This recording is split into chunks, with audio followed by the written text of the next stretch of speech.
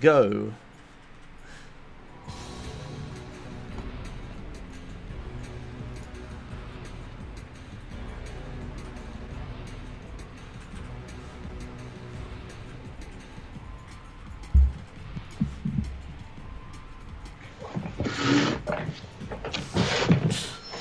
Damn it, I forgot our own intro and unmuted you too early. You bumped the mic and then moved your chair. But yeah, hello everyone, welcome to Real Time Chatting episode 30. I'm Josh, here as always with lots of S. Oh, hi. I mix it up a bit. And yeah, and today's special guest is SHiFT. Yep, SHiFT, that's right. Yeah, hello. And you're going to talk about Spongebob, Battle for Bikini Bottom later on. Yeah, so first we're going to talk about recent records, right? Yeah. So we start with the intro, like we start with what we've been doing the past week, and a bit about us and stuff, and then we'll the speedrun recap, move on to that. All right. But yeah, so yeah, tell us about you. What's your history of the speedrun community and all that stuff? Not much. I came around like last April. Honestly, it's not been long at all, but So far it's been a wild ride. Channel's pretty much blown up out of nowhere, and found a game that was really popular when I was younger and still apparently popular now. Also happens to be an interesting speed run, so it's helped a lot with growth. And here I am. That sounds familiar. That sounds really familiar. Yeah. But yeah, that's good. So did you go from 5 viewers to 100 immediately? Not really. It was more of I get 2 viewers and sometimes 6, and half of those people would just make fun of me for running the Spongebob game. And then maybe a month later, I was getting 20 after I made friends in the speedrun community and they hosted me and whatnot. But within 3 or 4 months, I was getting average 170 viewers. And from there, it just kind of took off. I got partnered in October. January, I ran the game in AGDQ. Then recently, I had the partner spotlight, which really skyrocketed my sub and view count. So now we've just been smooth sailing as of recently. Oh, okay, interesting. Yeah. Pretty much that's gone. Yeah, so you had a bit of more organic sort of growth over time. That's good. Yeah. Yeah, that's not the way I did it. The way I did it was the way I did it either. No, it was that one super popular game, San Andreas, and then went from 5 viewers to 5,000 that one time. I was like, whoops. I remember that. Yeah. But yeah, it's cool. It's cool. All right. So you're new. Recent from April, you said? Yeah, April last year. Oh, okay. Yeah, not that. Okay, awesome. It's nice to have someone a bit newer. We normally have people that have been there for ages. Yeah, who have you had on here? Oh god. Yeah, put me on the spot. Ricky's in the chat. We had him on here before. Oh, Ricky, my boy. Yeah, we had. Ooh, Christ. We had Cool Kid and Nickname. And Easy Bullets and Walrus. Yeah. Mostly European guys, right? Yeah, that's right. Yeah, it's easy. We have had 1 Australian, I think, and 1 or 2 Americans. Yeah. You should get Liquid Wi-Fi on here. He's been doing some work in Simpsons and Kingdom Hearts. He'd be a good guy to get on here. Yeah. So he's Australian, yeah. I think we were considering it once, weren't we? That is another one we should add to the list. Oh yeah. I'll do that. You do that. Okay. While you do that, also answer my question, Josh. What have you been doing the past week? Okay, all right. Good lead-in. Past week. Well, there was the Vice City 100% race. I guess we could both talk about that.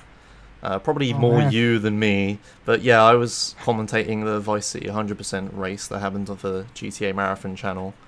Is that an annual race? It is, right? It should be. Yeah, okay.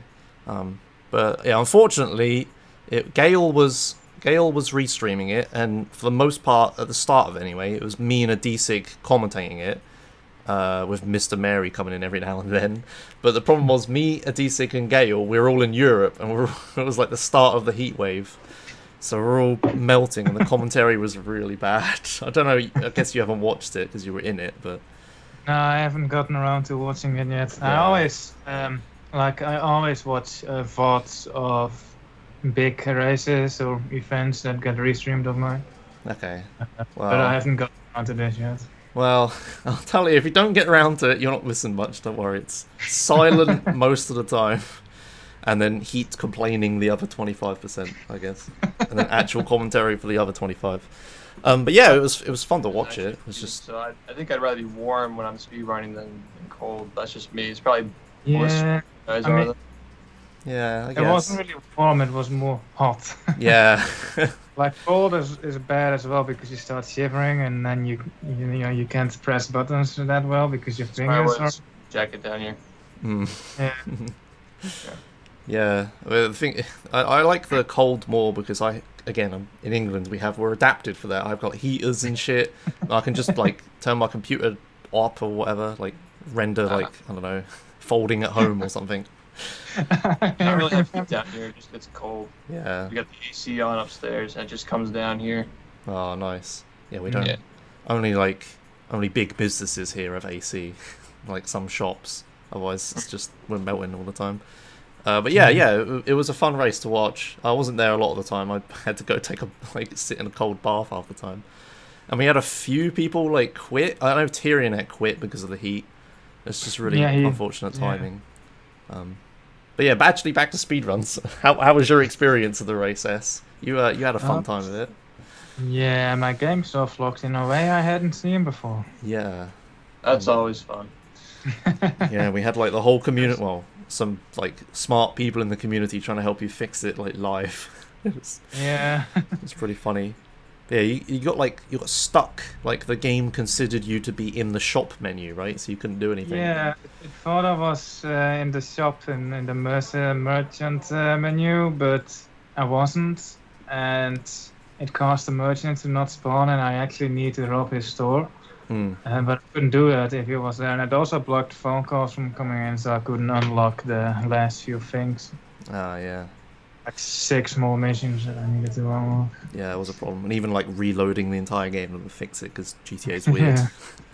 Saves like the threads in the save file. Never seen a speedrun of that game. Is it mostly execution based, or are there a lot of like glitches and skips in it? Never seen one before. I think it's a balance of everything, really. Yeah, that category is 100% is. If we talk about any percent, it's just one glitch that teleports you to the end of the game. But oh yeah, 100% is pretty balanced. Yeah. How long is any percent in that case? I think we'll talk about that later. Recaps actually, but it actually got beaten. It's like 8 minutes now. Yeah. But yeah, it was unfortunate what happened to you. You would have won the race otherwise, because everyone else had issues. But I mean, I guess you could say that for everyone else, right? If they didn't have the issue, they would have won. So yeah, but it was a really funny race. We had like 4 people that knew what they were doing, and then 3 people that didn't. And at the end, we had like 1 person who knew what he was doing, and 1 person that didn't know what he was doing left. It was 2 people race at the end. That was pretty terrible. But yeah, that was a fun race. Other than that, to cap off my bit, I didn't do anything else, so I won't talk about it too much longer.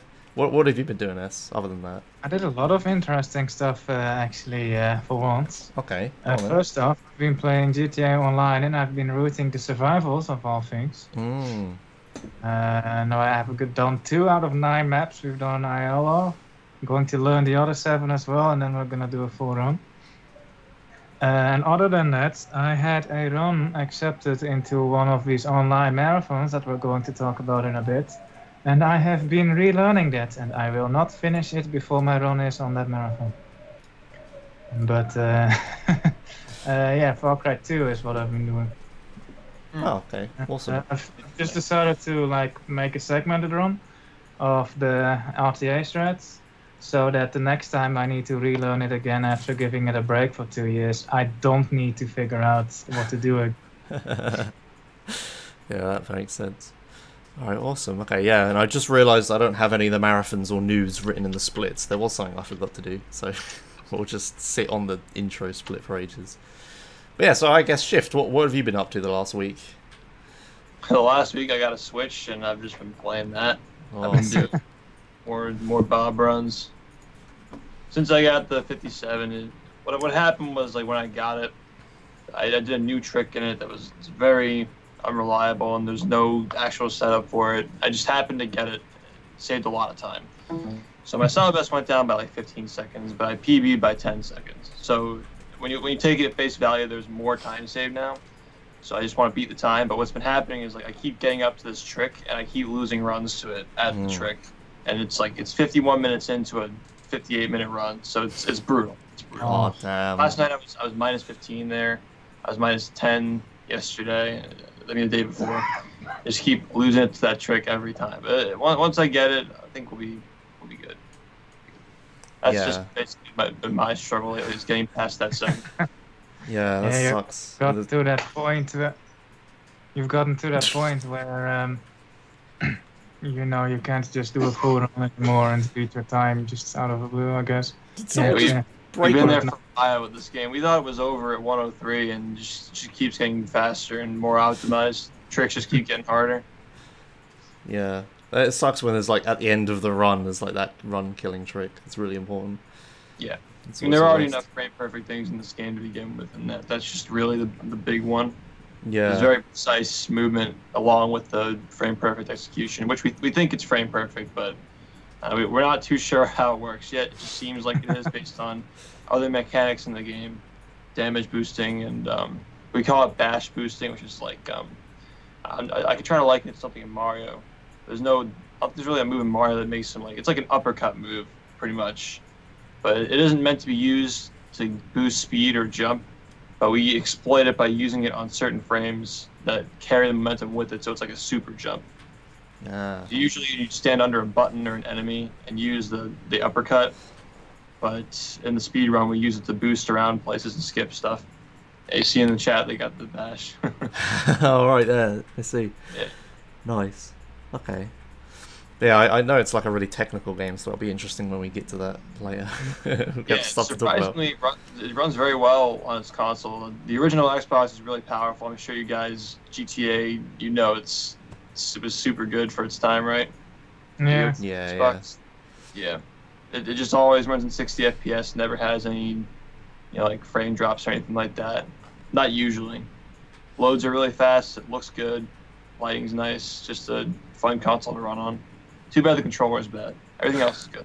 Oh yeah, that massive thing, isn't it? This huge thing. Yeah, well, I use the S controller, which is not as bad, but it's still like I have really big hands, so it hurts sometimes to play for extended periods. But yeah, just having to play for like 6 to 10 hours a day to get the times that I want, it's rough. Recently I had to take a little bit of an off segment, like not completely off, but I was playing more like 3 hours a day, 3 or 4 instead of 10, just because for the past month I've been playing 6 to 10. Probably got in almost 300 hours of gameplay in the past month since I got out of school. So I kind of eased it off, but I'm getting back into it now. Damn, all right. Okay, I've got a question. If you have big hands, what's the Switch like? Like, do you use the Joy-Cons? Are they comfortable? Actually, I don't. I can show you here. I got the Switch Pro controller right here. It's pretty nice. I like the way it fits in my hand. Yeah, all right. I tried the Joy-Cons, and it was like, you got this thing where you connect them. I don't know if you can really see this. You put the Joy-Con, you slip them onto the controller, and you play like this. But as you can see, my hands are pretty big for the damn thing. So. Fingers just bashing into each other. Yeah, okay. Yeah, exactly. They're just like tips are touching fingertips. Right. All right. It's just I have like big hands as well, so I was thinking if I ever get a Switch, I want to ask someone with big hands what it's like. Oh, it's great though. The Switch is so much fun. For the lineup's gonna be really good for it too, but just for now, Mario Kart 8 it's a good time. I don't like that. I'll have to try it when I can. Yeah. All right. Yeah, that's what we've been up to this week and some random stuff. All right, so we move on to the news. I don't have a split for it, so we'll just sit on this one. But we'll start with the Shots Fired Marathon. Now, nobody leave, but it's happening literally right now. So I guess we'll raid that when we're done with this stream. That seems reasonable. But yeah, you got the schedule for Shots Fired there. And it's happening. It's Shot Fired Devastation, it's called. They always have funny names. And it's it's a marathon about shooting games, right? Or like action games. I think they made this marathon because other marathons didn't really provide enough shooting games according to them, so they just made a marathon just shooting games. That's cool. nice idea because I play a lot of shooting games. Yeah. Yeah, looking at it, the marathon, the lineup is pretty good. When's your run, Ness? Mine is on a Saturday. God damn it. Oh, it's 9 p.m. Saturday. Oh wow, I'll watch it. Okay, awesome. Yeah. Yeah, Saturday at 9 late there. night for Europe time.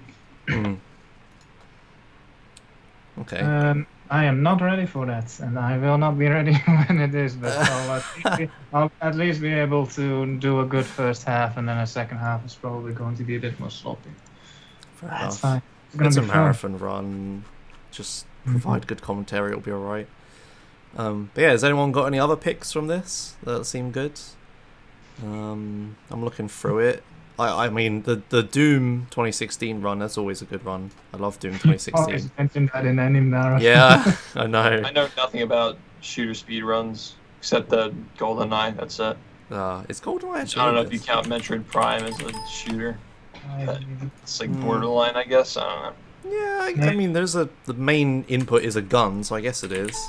Yeah, I mean, why not? The 3D ones, I'd say, not the 2D ones. Oh yeah, Metroid Prime's the GameCube one. Yeah. Oh, there's Star Wars Battlefront 2. That's a run I've always wanted to try, but never got around to it. Portal's a shooter, right? Yeah, Portal's on there. You're not shooting bullets, but it counts. Yeah, they got a little Portal section, so they got Portal 1 and 2 straight after Doom. There you go, and Halo 2 and then Battlefront 2. Just stay up for that section. And that's my pick, is this section right here. There you go. But yeah, that's happening right now. They're doing Titanfall 2. It's happening. It'll probably be Bioshock 2 when we finish, I guess. Yeah. Hopefully it won't be at Bedlam by then. Yeah. Yeah, so we'll have something to raid for once. Normally we'll have to struggle to find a raid target. Hooray. Yeah, so that's happening right now. It's a good marathon. They run these pretty frequently, don't they, actually? Yeah, the last one was in November, if I'm not mistaken. Maybe slightly early October or something. I don't know if it's a bi-yearly thing or if they just, do one whenever they feel like one. Did you ever try submitting a GTA to that? Would they accept that? Yeah, I submitted San Andreas 100%, and the guy approached me actually, and he said, "Hey, if you want, you can do San Andreas on the bonus stream after the last run." But that'd be good. Because of the time it ended. Yeah, for those who don't know, San Andreas 100% is like 15 hours long, so getting that into a marathon would be a feat. You follow and smash the record. Yeah. That's like the Smash Melee / speedrun marathon. Oh yeah. Coming up in September. Yes, when is... I don't even know how big that's supposed to be. I'm running it and I just, the last time I watched it, I can't remember how much attention it gets. So I was wondering if you guys knew anything about it. I've seen it before.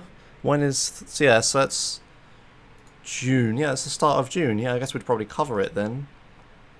Yeah. Oh no, there's it's a review period Smash the even. Record. Yeah, that's in September. Oh yeah, sorry, I was reading the wrong thing. Yeah, 84 days. Yeah, I have heard about it. It's the weird mix of Smash and speedruns, like you say. Yeah, we'd probably talk about that. Do you say you've submitted a thing to it? Yeah, I'm playing Sponge in it. Ah, yeah, there you are. Oh yeah, accepted. Sick. Yeah. All right, cool. Yeah, we'll definitely talk about that later at the time. Yeah, I still have to learn a lot about it. I know it's like the charity of it is like you have to play video games for a certain number of hours to break the record for how many hours a person's played a video game for. Right. But people do it like they hand off the controllers, I guess. So it's. I'm not sure if it's based around that anymore. I feel like that was just like the way it started, and now it's evolved into like a speedrunning / melee thing, not just that. Yeah. All right. We'll talk about that then. Yeah. But yeah, we've got another bit of news, which is the Themathon.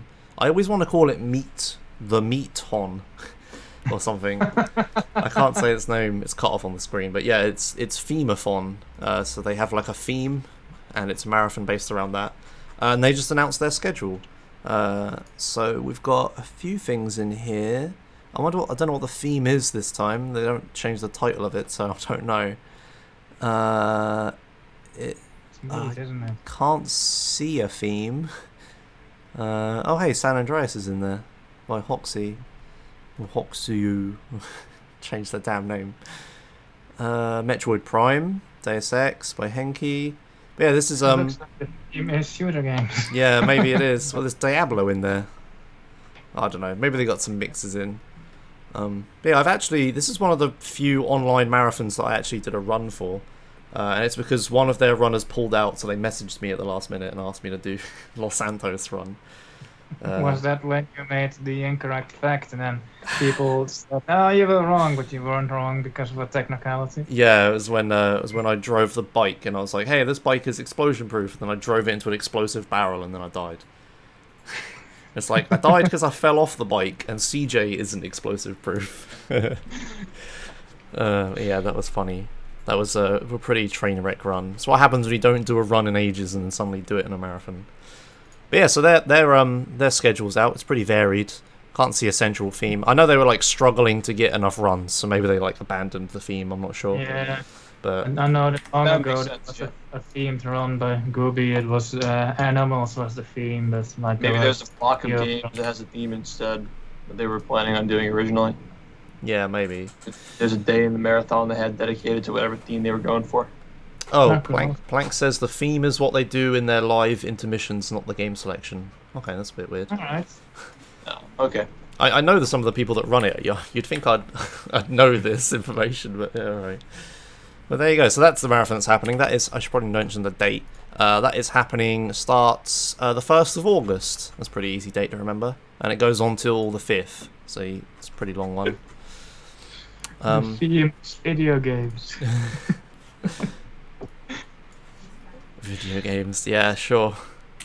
Alright, and then, is this the last bit of news before I say that? It's almost the last bit of news, but we got a bit of weird news here. So we were discussing whether or not to add this or not, and we don't think it's an elaborate troll, we think it's real, so we'll include it. But over on the speedrun subreddit, the wonderful subreddit, we have someone posted apparently a scientific research speedrunning live streams, and they're doing a research paper or whatever at their university about watching speedruns live streams. I'll read it. It's Saturday there was a speedrun of the game Ink by Bad RNG8 at whatever speedrun gallery thing. I'm searching for people that are willing to watch and fill in a survey about the experience you had while watching the speedrun. And it's apparently towards gaming live streams research, and you can win a €20 Steam card as a raffle for all the respondents, so you might get €20 on Steam. Yeah, I've never heard of anything like this before, sort of thing. So you have to watch this run, which is, if I click in, it loads eventually. It's like 40 minutes, I think. It's not very long. Oh, okay. So 14 minutes plus, I don't know, like 20 or something of your time, and you could earn €20. It's a really short list. Like I looked at it and answered all the questions and then backed out at the very end. It's like 5 pages of questions, of like Okay. 10 questions. It should be doable in like less than 5 minutes. Yeah, I wonder why specifically this game and this run though. Maybe there's a reason. Maybe they know the runner or something. I don't know. Yeah, maybe. But yeah, this was posted a day ago. I didn't get a chance to message them. I might leave like a comment and message them, and we'll follow this up next week, I guess. Yeah, But I wondered why that is. interesting. I'm hoping this isn't a troll. Could be interesting. Yeah. I think it's just some person at university that needed to do a paper for something, and they just phoned it in, just did it on something, anything. Yeah, it's probably not. They probably didn't put too much thought into it, or my Yeah. guess. It's Yeah, like stupid one of out those there. papers for like English classes or something, you know, not even for like an extra subject, just for the sake of writing a paper. Yeah. exactly. All Choose right. something you're interested in. Don't put too much thought into it. Yeah. Mm. It ticks all the boxes you need for the grade. It's fine. Exactly. Right, and then the last bit of news is that the ESA sign-ups are expensifying. That's a good word, S. So starting from tomorrow, the ESA tickets are all going up in price. So if you want your early bird ticket and you're going to ESA, then act now. Yes. I've already got my ticket, thankfully. so I don't know how to do that. But yeah, if you're going to ESA and you want a cheaper ticket, they're currently 800 SEK for the full event, which is roughly £80, which is roughly $50. I'm not going to translate that anymore. You can figure it out for yourself. But yeah, so that if you want, if you want a 81 okay, good. If you want a cheaper ticket, then act now if you're going to ESA. Otherwise, forever hold your peace. And that's it. That was all the news for this week. I forgot to have a news split, so we'll just split on the intro. Wonderful. There we are. Yeah. That moves us to the speedrun recap section for this week. So we got exactly 9 runs. I like how your splits are in the incorrect order. Oh, crap. Alright, never mind. I was prepared. Remember on the intro? I was sat here like, I've got nothing to do for 5 minutes. Good job. Alright, okay. Splits in the wrong order. Professional. So ignore the splits. We won't run with splits today. I'll go to the last one. There we go. So yeah, we'll start with Half-Life 2 New Engine, which is just a category, right? Like new or type of game. It's just 20%. Yeah, any percent, because it's like you got the old version of this game and the new version. And yeah, this is in 1 hour, 13 minutes, and 37 seconds, which is hilarious. And it's by Rain TNT, I guess you would say that. Yeah. But yeah, tell me about Half-Life 2 New Engine S, since you know about this.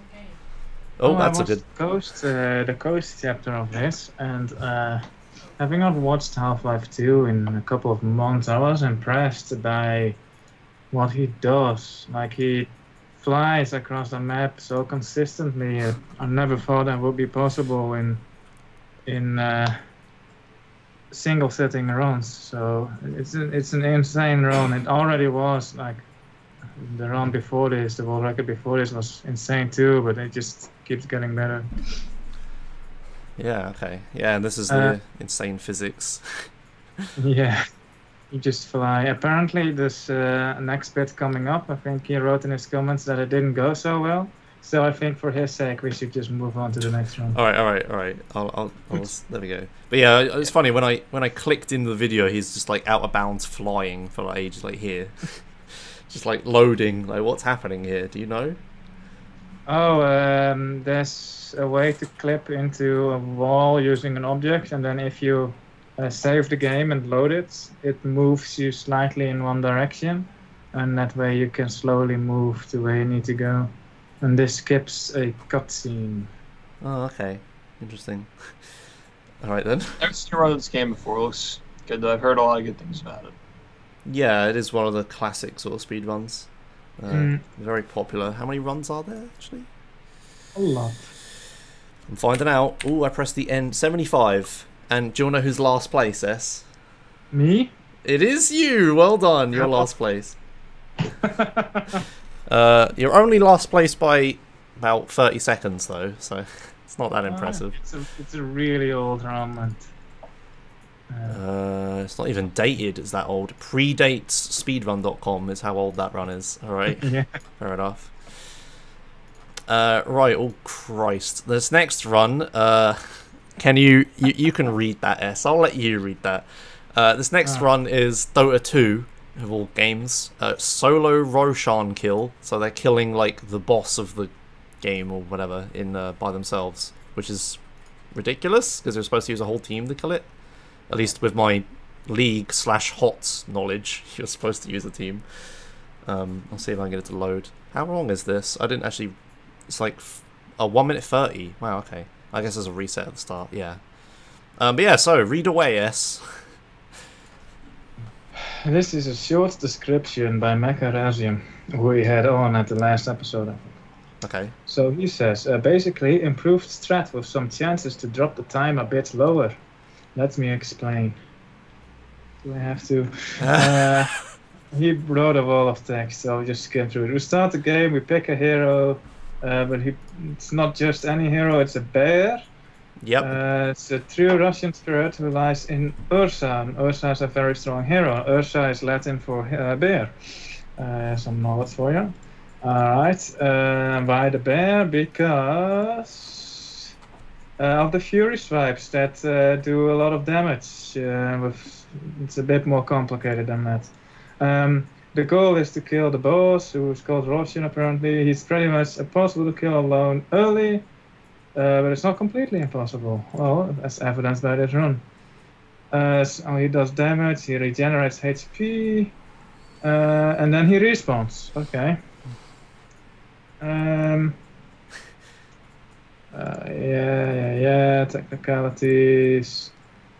I could figure stuff more out about the run by watching it than the notes. So it looks like he lured a load of enemy minions into the Roshan pit, and then the Roshan's killing all the minions instead of him while he kills Roshan.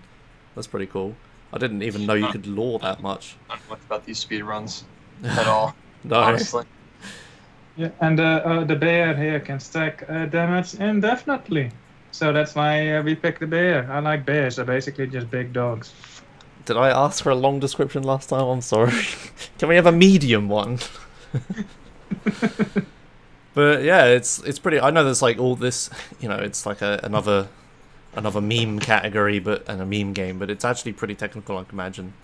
Because this is like a competitive esports game, so it's not like there's some super unbalanced, unpatched thing that you can do in game. It's like you have to actually use like fair stuff, and yeah, it's a pretty cool, like luring the enemy minions into the base like that, into where Roshan spawns.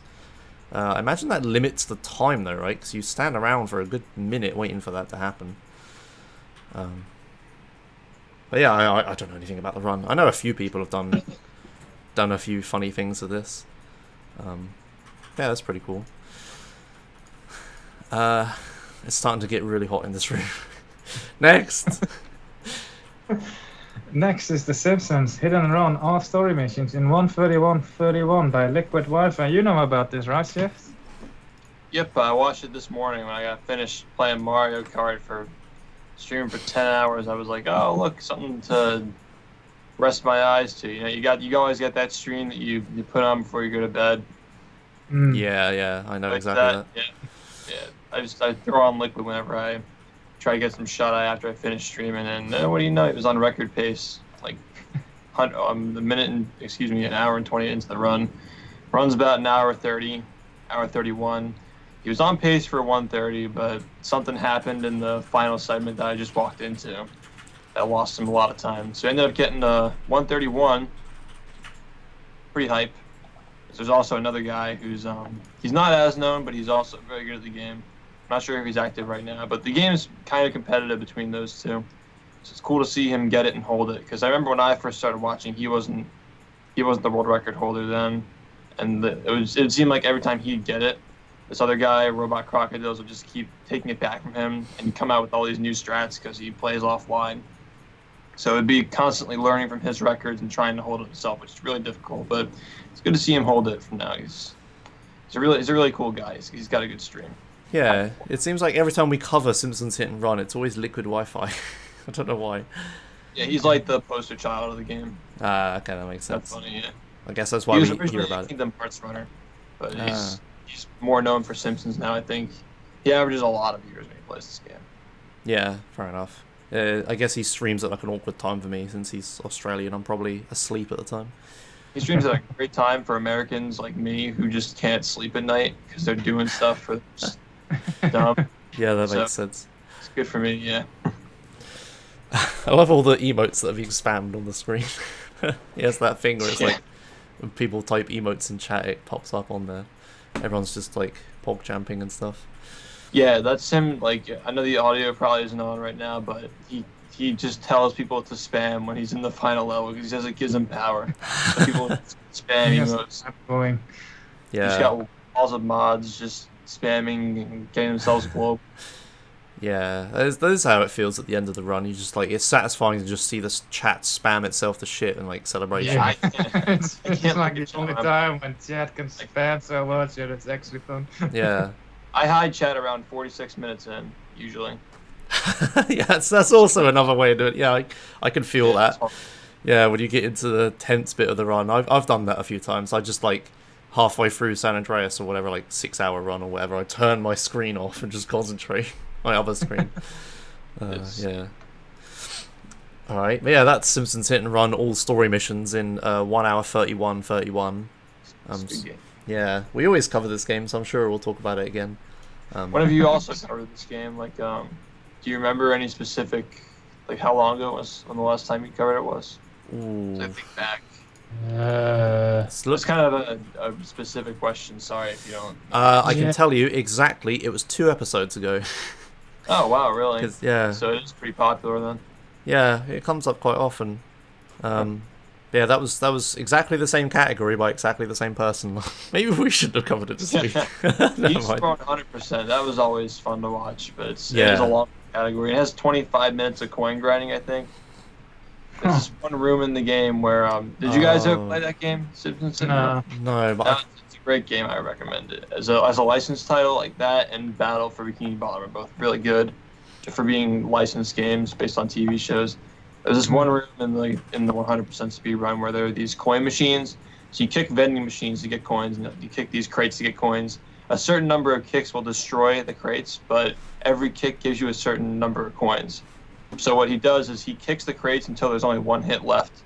So he spawns a bunch of coins without breaking the crates, and then he reloads the level to do it again, so you can keep abusing the crates and stuff that should have broken already. So it's just him kicking crates and vending machines for 25 minutes straight. It's amazing. Yeah, that makes sense. Yeah. Jeez. All right. I was about to read out the next run from the old notes. Right, so this next run, here you go, Zephyr. Or Zypher, I guess I've been saying your name wrong the whole time, haven't I? This next run is Hearthstone again, Curse of Naxxramas. So yeah, Hearthstone, a bit of a weird game to speedrun. But, wait, Curse of Naxxramas? Why have you got Oink in the background if you're doing Nax? Whatever. But yeah, this is the first single-player expansion to Hearthstone. So it's probably the easiest run, it's the most popular, it's the one I did a lot. But yeah, it's also pretty optimal because of that, and I can't remember what silly strategies there are. You have the notes open, right? Should I read the comment? Yeah, go on. It's not a very long comment. This run was crazy good. I've only been going for this record for a few days, but oh boy, am I tired. This world record made me go absolutely insane. General notes about the run. Improved decks over last record due to new expansions and AI changes, which meant some change in strategies. Okay. Some decks were changed from the past records due to them being more consistent or faster, or simply due to the AI changes. E.g., I forgot what that means, but it's like, for example, I think the new deck for Hagen the Unclean. Josh might know something about this run, but I'm not saying that he does, since he didn't like that last time. Overall, this can be improved, but I'm not touching this for a while. Yeah. Shout out to Butcha for having solid decks from me to build up from his last record, and shout out to Joshimus for getting me into Hearthstone speedrunning. Thanks, and then he says, Zypher the Speedy, or just Zypher, or how Josh says it, Zephyr. Zypher. Yeah, I never realised until I read that. I was like, oh shit, I've been reading it wrong the whole time. Okay, so I got Hagen the Unclean. I was the first person to speedrun Hearthstone ages ago. Started a thing, I guess. It's like the definition of RNG speedrunning, right? This is worse than Pokemon. There's like it's still some skill in it. Like playing the game fast when it's like supposed to be a mobile game is really stupid and interesting. And like you could normally when you play card games, right? You sit there for ages thinking about exactly all the outcomes of what possible moves you can make and stuff. And it's like chess, right? You play chess really slowly. Well, this is like ultra speed chess, where it's like you think about your turn while your opponent is taking theirs, and when it's your turn, you just press buttons as quickly as possible. So it is a pretty fun speed run, I'd say, but it's also completely RNG dependent. So yeah, I can imagine grinding it is not fun at all. I've said this, and my favorite speedruns are the speedruns of games that aren't meant to be played fast. So I can see the appeal in this. Yeah. Although the itself doesn't appeal to me, so neither does the speedrun. Yeah, it is. It's like some people like runs where you have to make up stuff on the fly. and other people like, you know, runs where it's like the game really doesn't want you to go any faster. This is definitely both, but unfortunately it's a lot more RNG naturally being a card game, and it's also kind of expensive. If you're not like a frequent Hearthstone player, you won't have the cards needed to do this. We recently had that Japanese person who came into the community and did all these things with like with cheaper decks, but obviously they can't have quite the same speed. But yeah, that was interesting. It was just watch that was pretty quick. using Discover cards. It seems really slow, but I guess it works out. But yeah, Hearthstone. We seem to cover it every damn week. But yeah, It's like Unreal. yeah. What happened to Unreal? It stopped. Oh, that's a shame. All right. Apologies for the people shouting outside. I hope it's not too bothersome. Yeah, I can hear it, but it's alright. There's nothing you can do about it. Just drunk people. I heard like a bottle smash earlier, and you like looked at the window like, whoa. I'm not going to close the window. I don't blame you. All right. This next run is one we know about. I'd hope. Yeah. This is Vice City any percent. We were just talking about. It's the one where you skip to the end of the game, like Wrong Warp Ocarina of Time style, except this is more executing code. I can explain a bit what's going on, but I recommend you skip ahead by 3 minutes or so, or 2.5. Oh yeah, because there's like you have to wait for like 3 minutes, right? Which Yeah. Vice City? This was the second one, right? The second 3D one, yeah. Yeah. Yeah, that's what I meant to say. Yeah. Yeah. It's fine. We don't count the 2Ds either. It's fine. So he made a replay, like just over a specific rampage and then over a specific safe house as well, the cheapest one. And then he just starts a new game, right? And that teleports him back to where he is. And because he made a replay that's 3 minutes into the future, the game actually thinks it's in the future, and that allows you to do some trickery with ending rampages or something, right? So what he does here is he starts the Pizza Boy mission and ends it, or dupes it like 11 times or something, or 10 times I think, and then cancels it. And what that does, it will start 10 extra threads that are running or something like that. And it's basically almost arbitrary code execution, but just not. So he runs some threads and then he robs a store, and that sets a specific variable to a specific number that he needs, and then he buys a safe house, starts a side mission at the same time, and that will warp him to the very last mission of the game. And Good. It's all really complicated. Yeah, I'm glad you explained that because I never would be able to. It is pretty complicated, and it's like it is kind of arbitrary code execution, except the code you're executing isn't arbitrary. It's like we can't do our own code like you can with like Super Mario World or whatever. You can't put your own code into the game, but you can run like any code that's already in the game. So you just run like the end mission code, right? You just go to the end of the game. There was some arbitrary code execution, but it takes like 7 days to do or whatever, doesn't it? And we talked about that before. Yeah, there's and he has to wait for a certain amount of milliseconds, and the amount of milliseconds that he waits determines what part of the code is being run. And if you want to do actual arbitrary code execution by using the custom MP3 files, you have to wait 7 days. Oh yeah, that makes sense. So yeah, the game you can like add your own MP3 files to play in the radio, and I guess eventually you can wait long enough until it executes that as code. Yeah, that makes sense. Yeah. Is he gonna teleport to the end of the game yet? Yeah. So here's this replay. He switches to German to make the game center itself, and that will cause the rampage that he was in to not spawn. So now he moves over to this safe house, which is really just a bum's shack. And he buys that, he starts Vigilante, and then it starts the final mission, and just teleports him there. Wonderful. And then you just have to do this mission, which is on a fixed timer, so no way of shooting them. Oh yeah, this mission where the spawning of enemies is tied to you moving your mouse, right? Yeah. So you just don't move your mouse. Although he's being shot at, I guess he moved his mouse. Yeah, it doesn't work if you start it with the of the glitch usually. Okay. That's weird. But yeah, so that was... It only spawned that one guy apparently, so it still works. Yeah. But yeah, that's Vice City any percent. That's what it is now. It's 3 minutes of waiting at the start, so you can make a replay in the future. I guess you make the replay during it, so you're doing something. Then you start Pizza Boy a whole load of times, which doesn't make any sense. And then you teleport to the end of the game. There you go. Yep. There's your synopsis. And the reason that we're able to save for like 2 or 3 minutes over the previous world record is because instead of doing the party a couple of times, they now use the Pizza Boy thing, and that saves us a ton of time. Oh, yeah, we forgot to mention the actual interesting bit. Yeah. So yeah, the new strats for this, the reason it's popping up again is because literally during the Vice City race we were talking about earlier, people came up with the fact that you could use Pizza Boy instead of the party.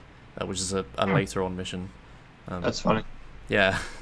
So yeah, it always seems like that with GTA. Like whenever our events are happening, like ESA, wasn't this whole thing like the replays being broken in Vice City found during ESA?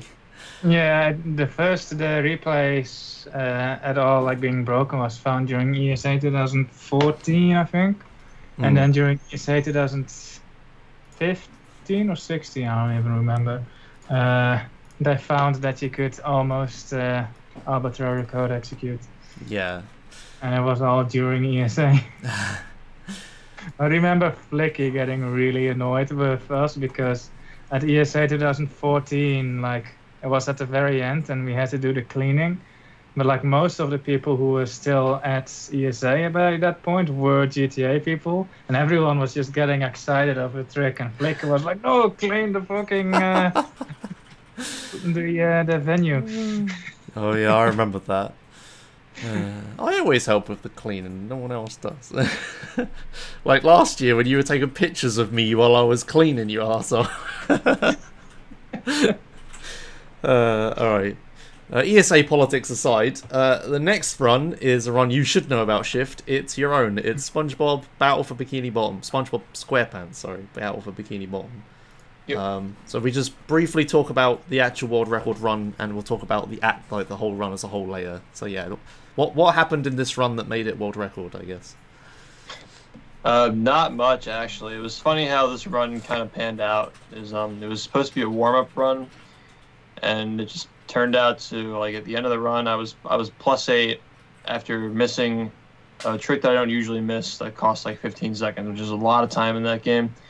So I was +8 after that point, and there's this new trick that we've been working on lately that's extremely precise. Like we think it's frame perfect. Some of the subs that are for like it's hard to explain without having a visual of it, but you have to set up this trick to do a spin off of a slide, which is like it would act like a conveyor belt where it pushes you forward. So you have to spin on the slide to position yourself on the edge of the slide and then do a frame perfect bash. We think that would propel you to skip an entire level. So it's like a super jump that pushes you. And so this trick is super new and really, really inconsistent. But I was +8 seconds in the segment, 51 minutes in, and said, let's just go for it. And I ended up getting it. That was the first time it was ever done to save time, RTA, and 90%. And so at that point, I was on pace to beat my PB by like 7 seconds, I think. But it wasn't quite at 57 pace yet because the previous world record, as you can see on the screen, was 58.09. So what I needed to do was play extremely well and execute all these frame perfect tricks perfectly and set everything up well, have nearly impeccable movement to clutch out a 57. Granted, I always assume there's this RNG segment, like the final segment of the game is RNG, and you have a 2-second advantage if you get a 50% chance, because there's an enemy that you use to damage boost down to the final segment of the fight, and if one spawns on the left, then you save 2 seconds. If it spawns on the right, you lose 2 seconds. But in my PB, I didn't get it. So when I got into the final fight, my best possible time was 57.57. So I knew that I had gotten it at that point.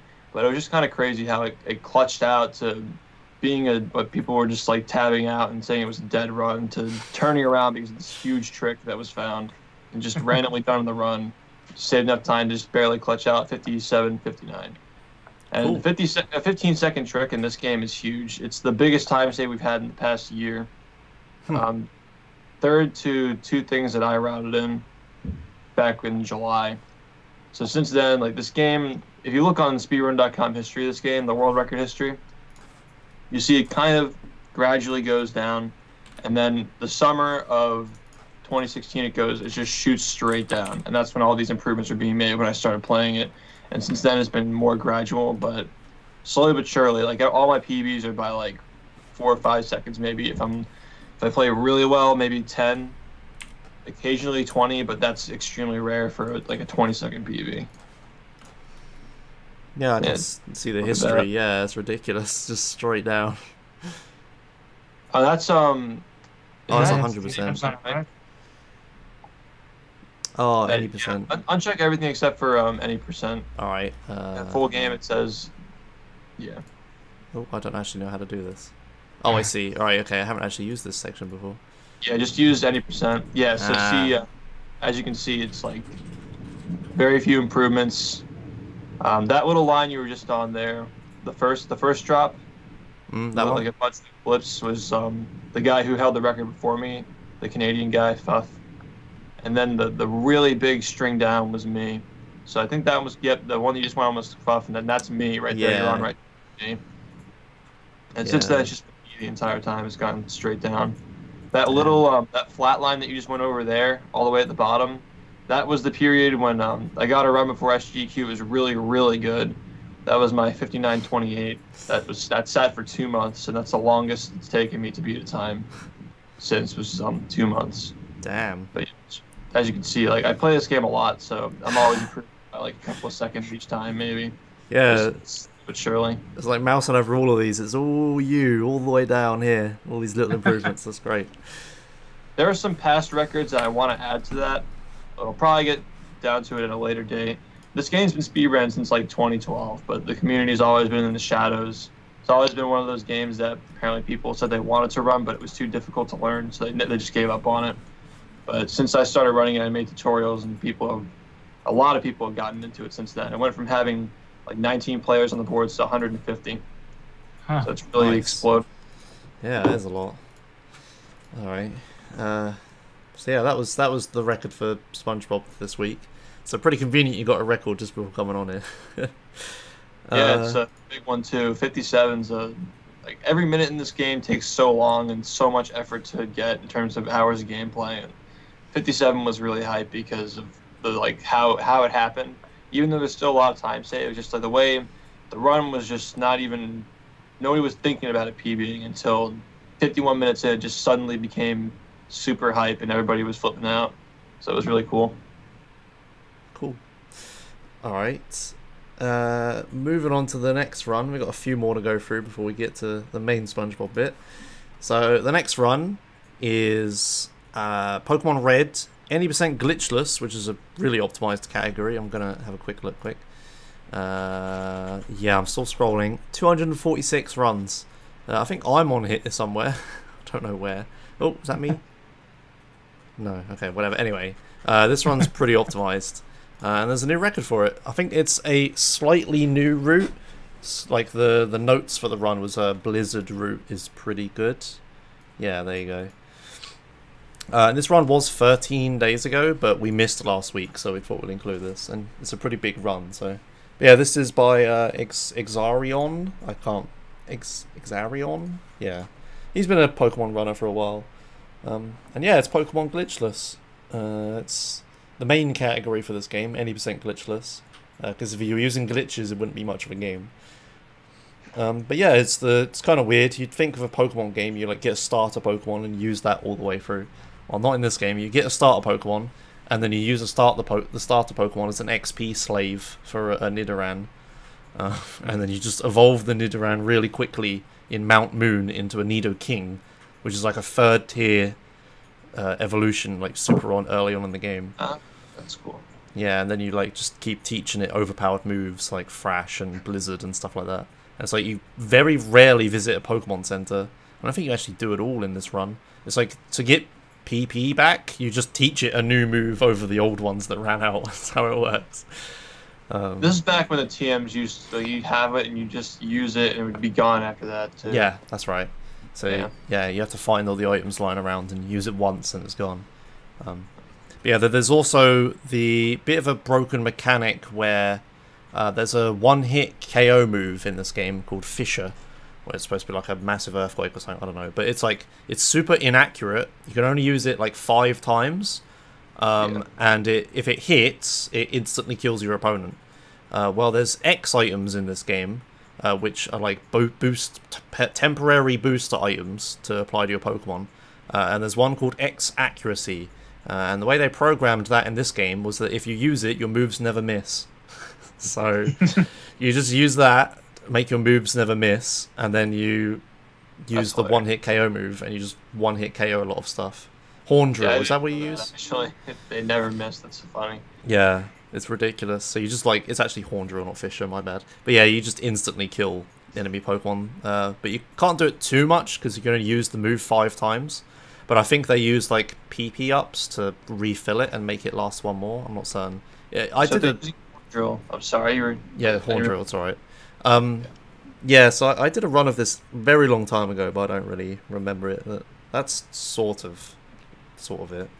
Yeah, I was gonna ask about Horn Drill, like, because there's a Ghost trainer in the Elite Four, right? How would you, like, what moves would they use against the Ghost fighters? Because you can't use Horn Drill against Ghosts. Probably Earthquake. I can find Agatha here. Or maybe there's like the ability that lets you hit Ghosts. Not in this game. Or like a move that they would use. No, there's nothing like that. The first gen is really limited. Yeah, you just use Earthquake. It's because most of... Wow, we got to 5 HP, Jesus. I guess Gengar didn't have Levitate at that point. No, there's no Pokemon have any effects like that at all. Oh, no special abilities. No special abilities, not in it yet. Oh, wow. But yeah, in this game, I think Ghosts are also poison types, so Earthquake is super effective. Yeah, it's super effective, there you go. So I think you just use Earthquake and Blizzard. But yeah, they just use... Oh, okay, yeah, because they're all poisons. Wow. Yeah. Like even that Pokemon, Golbat, you can use Earthquake on it. It's pretty silly. It's like a bat, and you can kill it with an Earthquake. But yeah, so here's the last fight, and they use one-hit KO. There you go. So he does this thing where he like sets up on a Pokemon. It starts with Pidgeot. Let's see what happens. So he'll probably, so he uses 1x accuracy, then 1x speed. So the speed makes it so you can attack first. I guess he's like manipulating the AI. He knows he won't die to it, and then he just Horn Drills, instantly kills it. And I think there's a second setup that happens at some point. So then he's like, horn drilling things. I'm going to speed this up. Horn Drill again. This is more interesting than just using one-hit KO moves, I promise. Oh, no, I guess you just one-hit KO all of Champ. Yeah, okay. The route's different from when I did it, right? I think the run killer is probably Lance, because there's like, sometimes he can instantly kill you, and sometimes he doesn't, and it's RNG and stuff. But yeah, anyway, I won't dawdle on too much. But yeah, Pokemon Red is a pretty ridiculous speedrun, and you have to like, obviously Pokemon have stats because it's an RPG and it's random, so you have to like get a good Nidoran, right? And if you don't, you just reset. Yeah. But yeah, that's Pokemon Red, a new impressive record. The next run is Super Mario Sunshine, 120 shines. That is a big anime girl. Okay, I'm gonna crop out the anime girl. Shout out Mario for it. But yeah, this is Super Mario 64 in 3 hours, 120 star I should specify, in 3 hours, 1 minute and 13 seconds. So yeah, do you know about this game, SHiFT? Yeah, Super Mario Sunshine's a pretty technical game. It's mostly movement based. It has a lot of RNG, but that's why it's hard to optimize, because the tricks are so difficult. But especially, I mostly know 90% for having it's a lot of cutscenes in the beginning, so it's very difficult to reset on. You usually have to take, like, say you get bad RNG in the first like 10 minutes of the game. You have to just take it because it's sitting through 6 minutes of cutscenes is kind of rough. So the game is super competitive and the times are very close together. It's super hard for players to improve their times because of how difficult the tricks are, how much RNG there is, and how many cutscenes you got to watch because of it. So that's pretty much any percent. But 120 Shines has a lot more gameplay for how long you're playing. I know that's for sure. I know one of my friends runs this game, Average Trey. You probably heard of him. He had the record before this run. He had the record with like a 303. And no, he had a 302, right? He got a 302, and that we thought that run was crazy. And then Shadow Mario gets a 301, and we're all going nuts. So who knows? Like, when sub 3 might be a thing. That'll be pretty fun to see. Yeah, they seem hopeful. The YouTube description is amazing RNG and no choking sub 3 soon. But Wow. I know whenever speedrunners say that there's a sub goal coming soon, it never happens for ages. Feels easy at the time because you're like, this run was awful. I know I can save like this many minutes here and stuff, but You have this like 30-second time loss or something like somewhere writing like, oh, I can just do a run without that time loss, but not From that. what I've heard from Trey, he says that this category is all about just not getting tilted when you make a mistake and just knowing that you have more time saved later. yeah. 'Cause, like, I can see how that works. It's like if you're an hour and a half in, you make like a 1 minute mistake, you're like, oh man, I can't.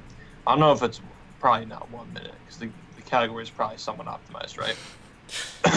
But yeah, he says it's all about, say you're that deep in the run and you say, oh, well, I can't PB anymore. This sucks. I got to reset. I don't have time for another run. Like if you get those thoughts in your head, you're not going to beat your time. Yeah. So that's good advice on his part. Yeah, that is. It is what it's like for longer runs, especially, because there's always more time to save from your mistakes in those sorts of runs. Yeah. Yeah, that's awesome. So that's Super Mario Sunshine 120 shines, which is basically 100%. Now where was... Oh god. I can't turn it off. Turn off. Where was the... There, got it. There we go, jeez. Nice. Alright, damn it, XSplit. Alright, so the last run, let's recap for this week, is Portal Inbounds. Oh boy, I love Portal. We have covered this quite a few times. Maybe we should not cover it next episode, but it's still a good run. So this is Inbounds, so it's less broken than the other ones, right? This category, out of bounds is like 8 minutes, maybe 6, right? Something like that. Yeah, this one's 11 minutes and 13 seconds. And it's inbound, which is by far the most popular category for Portal. And the BUX is a god at this game, a god gamer. And it's really impressive that he's still beating this, because like this game is difficult and optimized. Yeah. Yeah, it's ridiculous. Watching like the out of bounds run is confusing as all hell, and even the inbounds run gets confusing at some parts. I'll try and find a confusing part. Damn, that's not. I still can't believe that is in that chamber. I can't believe that's. I recently replayed Portal, and when I played it the first time, I never noticed you could just cheese that chamber by like jumping up to the lift. It's ridiculous. I don't know which one it is. Number 15. But yeah, so this is. It's like portal bumping, right? You like push portals through walls or something. I don't know. I don't know. It's all weird wizardry to me. Something happens anyway. It's I don't even know how they understand what's going on, let alone pull it off. It's like sometimes their portal hits the wall in front of them, sometimes it doesn't. I don't know what's happening. But Insane, not a muscle memory. yeah, probably. And now there's no door to the lift. What the hell? Alright, well, we're moving on. So that's Portal. Completely broken game, and really good game, and really good speedrun. So if you're interested, even vaguely, I really recommend you check it out. And that was all the runs that we could find for the past 2 weeks. Say my usual skit. If there are any runs that you're angry that we missed that were super obvious and important from last week, then you should have submitted it using our submission form. You can fill that out, let us know about world record that happens in next week, and then we'll try to talk about it. And please leave a medium-sized message explaining the run. Somewhere between, I don't know, 5 to 10 lines. Yeah, something like 2 paragraphs. Or Yeah. one, But yeah, so if you let us know about any cool runs you see in the next week, and we'll talk about it. All right.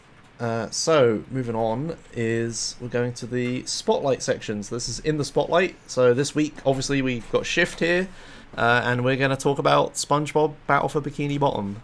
So go for it, SHiFT. I guess start with like history and stuff. So you want to hear about? I guess we're going to start with what the game is. So this game is a licensed 3D platformer, typical for like the average TV series game. They're just like, oh well, what are we going to do with our license? We'll make a platformer with it, I guess. So typical 3D platformer that you get from any licensed game.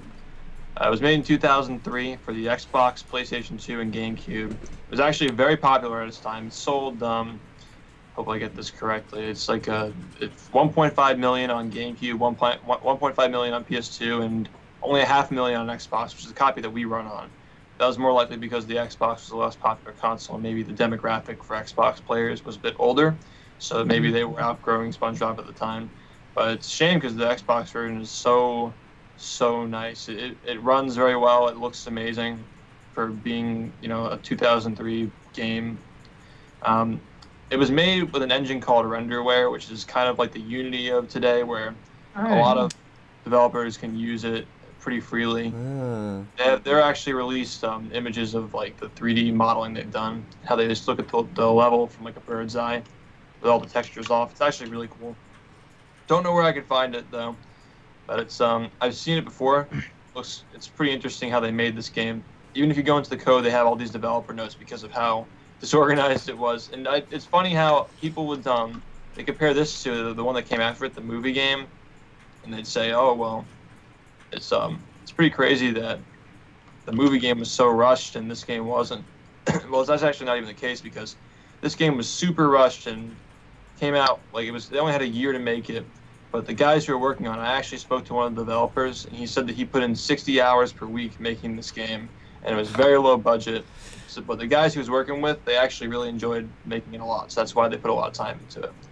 So the people who made the game really cared about it a lot, and it shows just by they just had a lot of SpongeBob references. It just felt like you're playing in the game, like in the TV show. The music fit the role very well. A lot of it's kind of goofy, like some of the ideas they have, like having underwear being your health in the game. You collect underwear to replenish your health. And there's the tikis, even though they aren't from the show, it just feels like you're underwater, They got the lighting down pretty well. Even though the game was not advanced enough at the time to have a lighting engine, they still had some artificial lighting that looks really good on the Xbox, at least. The game was pretty much a cult classic, and people still today, like, they come into my stream and they say, wow, I remember this game when I was a kid. I can't believe someone's actually streaming it. Happens all the time. And especially on YouTube, people are like, I can't believe people speedrun this game. I thought it was forgotten, which it was for a while, and just became really popular around, I'd say even around like this time last year is when it started to get a lot of attention. When I had just gotten the world record, and I was going back and forth with one of the guys who had it in the past, so that was generating a lot of attention. And then from there, my stream just got really popular from streaming a lot, and it's just gotten really big. And people said this game was hard back in the day, and now I can't even imagine. It's become a beast of its own, something that it was probably like more of a meme game back in the day. It was when that record was like an hour and 30 minutes, hour 20 minutes. A lot of frame perfect exploits that are really difficult to execute perfectly throughout the run have been found and added in. A lot of stuff that's been known for a while as being rediscovered and resurfacing, because back in the day, people would say, oh well, we don't want to do this. This isn't RTA viable. But now the players who play it now are just like, oh well, if this is known, we can grind it out and make it worth it. Make it worth doing. Strat that saves 11 seconds. It's like a frame perfect jump.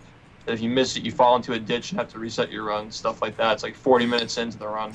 It's constant. This trick you're watching here is actually it's a trick involving frame perfection, AI manipulation, and RNG. So the first part you see I'm not yeah, that was for the current world record. I actually messed it up. So the reason why I drowned there was because I missed the frame perfect jump, and the RNG put the fish guy It was standing right on the plateau there.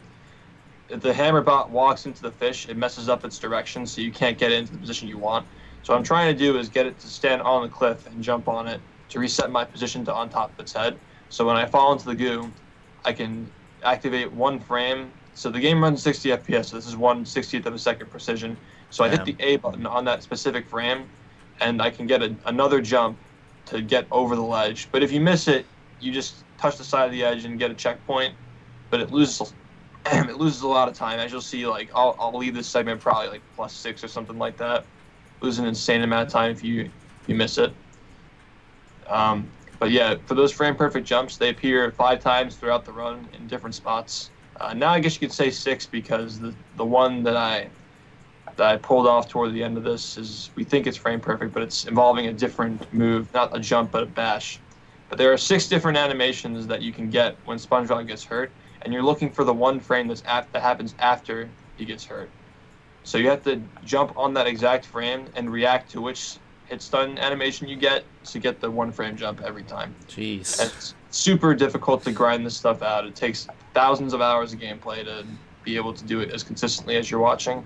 I mean, it's just kind of ironic because I missed it in the one you just watched, but it was like a warm-up run, first run of the day. I probably would have reset that if I were a couple of hours in, honestly.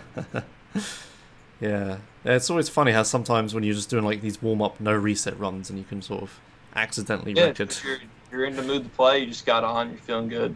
Yeah. After a while, it just like starts to stress out your neck, and just from staring at the screen for too long, it's tiring. A lot of my PBs are the first run of the day. And it's funny how this run wouldn't even have been world record if I didn't go for that one trick. So, I've just gotten a lot more consistent lately. My live split average is like a 58-25. So I'm thinking I'm gonna PB by 10 seconds eventually, as long as I get that trick, as long as I can pass it. And you'll see it later. It's a pretty crazy looking trick, even if you don't know how it works. All right. Well, probably if we don't make it there, we'll show it definitely before we finish. Yeah, what you might want to do here, skip to 13 minutes. Yeah. Because okay. downtown's kind of a slow segment. All right. There you go. So the way this, you can go like 30 seconds in the future, and yeah, 30 seconds more.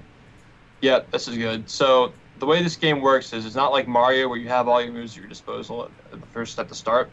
What you have to do is defeat the main bosses in the game. There are 3 of them. You have to defeat 2 of them to get power-ups. So Spongebob uses bubbles to attack. He has different like bubble moves that he activates with his bubble wand. And you beat the first boss to get this move called the Bubble Bowl. That's like a projectile move that's a one-hit kill. And it's pretty useful, especially for using momentum exploits. It's more of a task strat to abuse the Bubble Bowl more often, but what we use the Bubble Bowl for is for abusing it with the second power-up that you get from defeating the second boss, which is Robopat, and we get the Cruise Bubble from that, which is like a homing missile attack that we combine. You'll see here what I'm doing is an out-of-bounds trick to skip a cutscene. It saves like 1 second, but if you stand on the sand dunes for too long, you get taken by the out-of-bounds detection of the game, and you have to restart the run. So it's worth doing for 1 second though. It's not too difficult. It can be annoying sometimes if you have to reset there, but we're coming up to. I'll explain what I was getting to later with the power-ups when it comes to that point.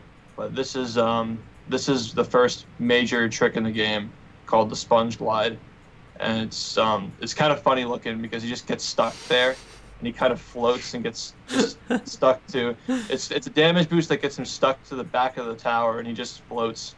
Now this is also very precise because there are only a couple of spots where you can land here without sliding into the goo and dying. That was pretty close to death there. But here's the second part of this called the early towers boost. This is not a frame perfect damage boost, but you have to set it up so you get more frames and do it. This would normally be a frame perfect trick, but the way we set it up is so we slide off the edge, so it still thinks that we're on the ground, because you can only use the move on the ground. And there's one frame where you're on the ground where you can use it when you're in the air after being hit. But if you slide off the ground, you keep the momentum and you boost off of it. It's kind of hard to explain if you've never played the game before. But pretty much the whole game is using moves that should have been grounded to boost ourselves. The damage boosts in this game are absolutely crazy. It's really cool to watch. Yeah, it is. I'm pretty impressed with all the stuff. So what's going on here is we're playing the entire level backward, because what we just did was we floated across the beach to activate the trigger that sends us to the final level in this segment. So we're now playing the entire level in the reverse order. And the reason why we're getting a bunch of spatulas and waiting for these cutscenes because that's also not as intended. You're supposed to freeze the goo and run under it as Patrick, but instead we just use this slide to exploit the game and jump under and get that spatula. This part's also pretty cool. This game has toll booths called clams that we use. We pay them with the game's currency, which is kind of like, you see the text box there was like where it asked me to pay the clam, but instead we're jumping up these solid flags that are solid for whatever reason and climbing up. That's a pretty difficult platforming segment. The ledge grab is pretty precise, but you're supposed to pay a clam to buy a trampoline that sends you up to the top of that tower, but instead we just climb up the flags, which were made solid, or not made solid, not made unsolid, I guess, or like clippable, because the game developer said that it was easier just to have the things, like they threw them into the game because they didn't have enough time to really go through and nitpick on the things that were solid for the most part. And so I guess there were some parts that they overlooked, like climbing up the flag, so you can just get to the top and skip that. But the first thing I heard from somebody who was casually playing this game on Twitch is like, this sounds like a grindy, more of a collectathon marathon speed run, but it really isn't. We skip a lot of the grindy collectathon stuff, and see how I'm just like constantly getting these spatulas and moving through, and they're like, when I enter a level, it's right there, because that's the end of the level right there.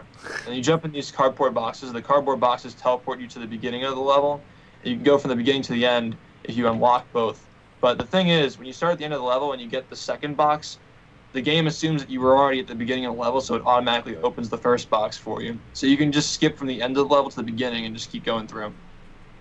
And this is like a whole the sandcastle part.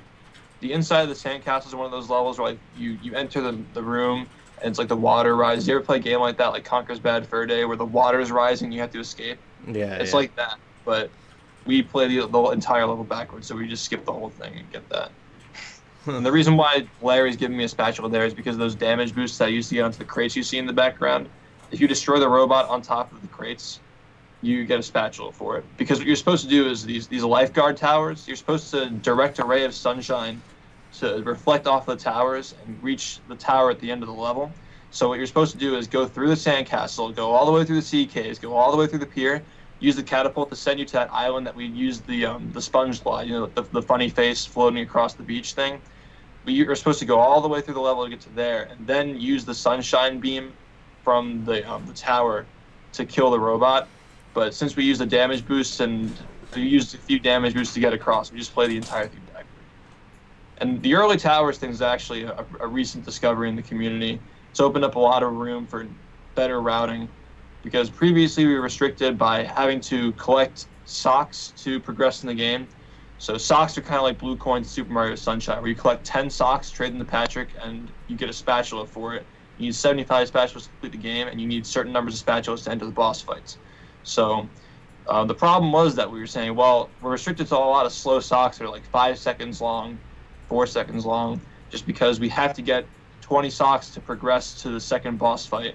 But because we added this early spatula, where you get the tower spatula early, now we can only need to use 10 socks to get to the second boss fight, and we can do 20 socks at the end of the game. And we have the momentum boosting exploit, and makes us a lot faster. You can just skip to just go like 3 minutes ahead. Yeah, okay. 3 minutes ahead. Got it. There you go. Go back like 30 seconds. There you go. Yeah. Okay. This is good. Perfect, actually. All right. So you're about to see probably the biggest exploit in the entire game. Now, you saw how I was fighting that giant robot Sandy. That was the first boss fight, and this is the second part of the hub. So every time you beat a boss, you unlock a next part of the hub. So this is the second part of the hub, and you have to go through all these different worlds to get enough spatulas to fight this second boss and advance to the third part of the hub.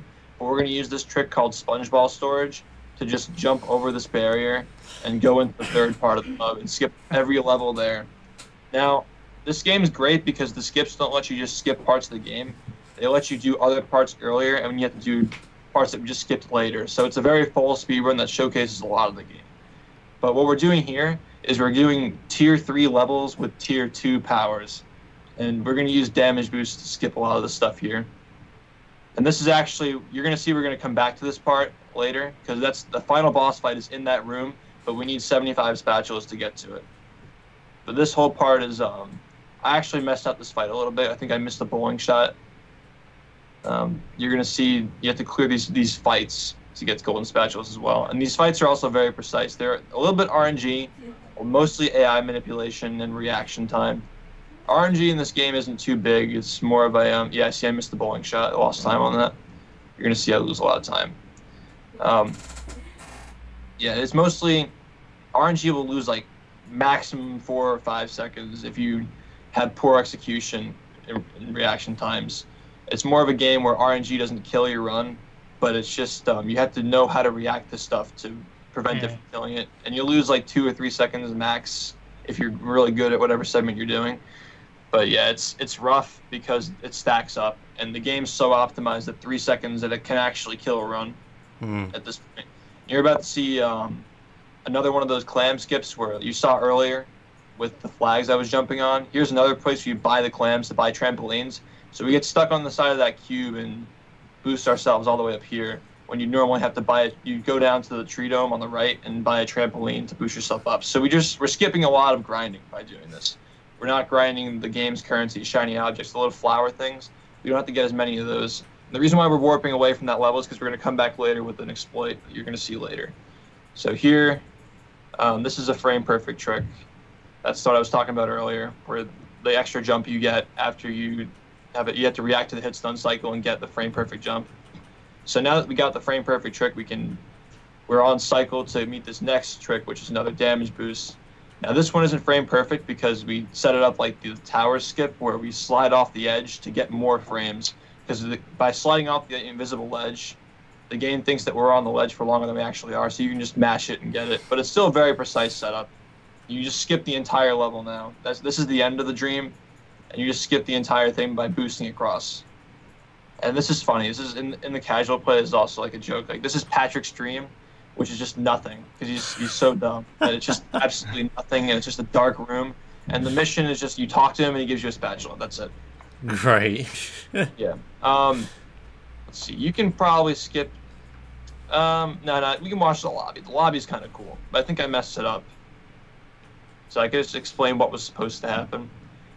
There's another frame perfect jump in the lobby, but it's not that bad if you miss it. You'll lose like 2 seconds. It's not like the one that you just saw in the dream, where if you miss it, you lose 9 seconds, which is pretty big in this run.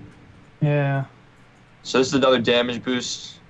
See how I missed the, I didn't get the second jump because I missed the 1 frame. So I had to go around those gates. But usually what happens is if you get the 1 frame jump, you can jump through the electric gates before the electric comes out, and you save a little bit of time. Yeah, this is just, you skip the entire lobby by grabbing that edge over there. You usually have to go all the way around and up these platforms, but you can just grab the edge, because I guess I didn't consider that. You can skip about a minute ahead here. Right. 1 minute. There you go. Probably like 20 more seconds. Yeah. This is also a pretty big skip that you're about to see. So normally you'd have these buttons you have to hit and all these challenges in this huge area where you have to just complete all these puzzles and unlock these walls to do wall jumps on to get to the Murmur computer and then enter the security tunnel. But what we're going to do is skip to the final boss fight in this level by using momentum storage on the side of the slide. So we just kind of sit on the edge of the slide to gather speed, and we turn in, and there's a trigger there to enter the door. And normally that you shouldn't be able to do that because you have to shut down the security system in the Murmur layer to bring down this drawbridge that you can walk across and get to the boss fight. But since we use the momentum storage, we can skip the whole drawbridge thing. We still have to get the buttons though, because shutting down the security system gives you a spatula, but it's just faster to go to the boss fight and use that to skip the level. And the reason why we left the boss fight area is because we're going to come back later and do some momentum storage and clips and then a boss fight trigger skip. So it's a pretty fast paced. You might even have to watch it twice. It's a lot goes on in the 21 seconds that segment lasts for. Yeah, so that's the security system button. We're going to hit that. Yeah, so pretty much all you have to know is that when you hit all 4 buttons, you get a spatula for it. And then the drawbridge will come down once you hit the next button, but we don't have to use the drawbridge because we already got the mission. You can probably skip skip to 36:50. All right. I'm always impressed when runners know exactly when to go to. I never could do that. A bit further? Further. Okay. This is the Robopat boss fight. It isn't RNG, but it's kind of boring to watch. It's very precise, and I think it's the most fun segment. Yeah, this is good. I think it's the most fun segment because it's unpredictable in a way, and it's so precise that people they call it RNG. You know, like tricks like that. It's just like effectively random. So what I just did there was what I was talking about with the frame perfect exploit. Or I actually didn't mention this. So now that we have the cruise bubble, which is the homing missile you're looking at now, if you use the homing missile and the bubble bowl on the same frame with a very precise angle, depending on the platform you're using, it's different for every surface you use. If you do that twice with a solid strafed angle between, you get this momentum storage where Spongebob is constantly being pushed forward. So if I stop moving right now, what you're watching here, if I stop moving, I'd still be being pushed forward. That's how it works. It's stacking onto my running speed, so you can clear all these huge gaps, and the game just becomes really floaty and fast-paced. And you'll see, like, whenever the spatula animation zooms in here, he turns in a circle and just winds around because the game forces him to be in the picture to do the little spatula animation, but the game doesn't know that he's moving, so he just spins in a circle like that. So more cruise boosting, and now you'll see, like, these helmets and stuff that we do. It becomes more like a Mario game where these moves string together, and you use them to cross gaps, like long jumping and rolling out. So now it's spinning around again, and you're gonna see. I'll explain what a shy tiki is. There are different types of tikis in the game. Some break with different hits. Some are explosive and whatnot. Some can't be broken without the cruise bubble or an explosive. These are shy tikis, and if you move, these shy tikis will disappear. So what we do is we stand still. Because the cruise boost pushes you forward, the game doesn't think we're moving, so we can just jump on top of them because we're standing still, but we're being pushed. Here we're coming up to museum. I messed this up. I lost a few seconds in here, like 4 seconds actually, I think. Yeah, this trick recently became a lot easier because a new route was found for it. That's much less precise than what I was doing before. Still impressive, but not nearly as impressive. What we just did there was use a ledge grab exploit to clip through the wall. And these laser walls, you usually have to hit all these buttons to shut down the security in it. And because we have the cruise boost, we can just grab these tires and clip through. Here we go under it by using that boost. And this light bulb on the side of the wall is solid, so we can just slam onto it and get around. This is kind of precise. There's a cutscene trigger right there. So I just kind of went around the back so I didn't get the cutscene, and I messed up the angle, so I got pushed in the opposite direction. But yeah, we have to collect the artwork in this level too to exchange it for a spatula. So we have to get this artwork. And now you saw earlier when we hit the button with the homing missile, that's supposed to be at the end of the level. This is a tier 2 level, so they don't expect us to have the cruise bubble yet. So we use the cruise bubble to hit that button and skip the time challenge. And then we warp to the time challenge, which is supposed to be at the end of the level. So now we're playing the level backward again. There's so much to explain. Sorry. It's all right. Don't worry about it. You see the spatula here. This is what you get for completing the second part of the rock bottom, the third part rather, and you just get that because you enter through the back, and now you warp to that spatula you just got to enter the beginning of the level, which you normally get to through a museum. Here's a frame perfect damage boost, so good, I got it here, because if you miss, you lose like 16 or 18 seconds. It would have been a dead run for sure. So that's the damage boost, and you'll see here, there's kind of a little hidden ledge, invisible ledge. It looks like I'm gonna fall, but see, I catch myself. And then I do a cruise boost off of that invisible wall. And here you're going to see some momentum storage tricks where I jump down here and there's an invisible ledge there. And I can just cross this trench without having to use Sandy, which is... I know we skipped downtown, but Sandy's like the long distance platformer that has like a glide. She uses her lasso and swings it around to fly across gaps. You're supposed to use Sandy for that because we have cruise boosting. You can just use Spongebob for it. Now here's the Mermalair boss fight that I was talking about earlier. So we're going to activate a cruise boost here. And we're going to use we're going to boost ourselves up here to clip out of the map. And now we're going to jump into this invisible trigger that's floating above the stage and end the boss fight without fighting it. Because apparently there are invisible points in the map where if you touch them, they just end the fight. for certain bosses. And I talked to the developer about this, who programmed SpongeBob's movement and tongue boarding that you saw in some parts, I guess. We skipped a lot of it because we skipped Sand Mountain. But he said that the guy who programmed that boss fight and some others was different than the guy who programmed the Sandy and Patrick boss fights. So that's the reason why we can't skip those boss fights. You just have to fight them. But some bosses we can skip, like the final boss, we skip it. That boss, we skip it. And here, you notice how I use the missile to hit that invisible target. It's because you have to usually pay to get it. Use a melon to hit it, as Patrick used something to throw at the button. But because we have the cruise bubble, the button's still there. It's just the model is invisible, so we can hit the trigger and drain the moat in the back and get the spatula. So what I did there, you might have missed it, on the cardboard box was a reverse cruise boost. It's the same thing as a cruise boost, but with reversed inputs for analog and facing a different direction. If you know what a glitchy wall kick is in Super Mario Sunshine, it's kind of like that, where you abuse the camera to force yourself to move faster. So because when you hold down the button to use the cruise bubble in this game, it forces you to face away, forward in the direction or whatever you're facing. So we use it to force SpongeBob to look away from the wall, and when he looks away from the wall, it cancels your animation for the cruise bubble. So it saves like a second or so. But that lets you meet for like what you just saw there, the kids movement, where you have to pop the balloons. It lets you hit a faster cycle because being a second or two faster lets you meet that extra cycle where you can hit the kids earlier, and then you just keep going. So it saves like upwards to 4 or 5 seconds, even though the reverse cruise boost itself saves like 1 or 2. So this is obviously the hardest spatula in the game. You just hit a button and you jump and get it. So it's like kind of a break in the run. You have like 30 seconds before hell breaks loose again. So we're going to get back right into the run here with the reverse cruise boost again. And you're going to see here, yeah. So we just warp into the box pretty much. It almost looks like a hack. It's just so fast. And now this is an out-of-bounds exploit where this is probably the longest level in the entire game. There's so much stuff you have to do. You clear the level as Patrick, who's a really slow and fat character. So you have all this walking to do, but now we're out of bounds and we're running under the map. And you can see all the little caves and the winding passages and stuff. We're just skipping all of it. And here I actually here's right after the clip back into the map with the ledge grab, you're gonna see I mess up a trick that I don't usually mess up. It's the first time I messed it up in like 2 months. It's actually like people were super surprised that I actually choked on this. Yeah, see how I got on the ledge here?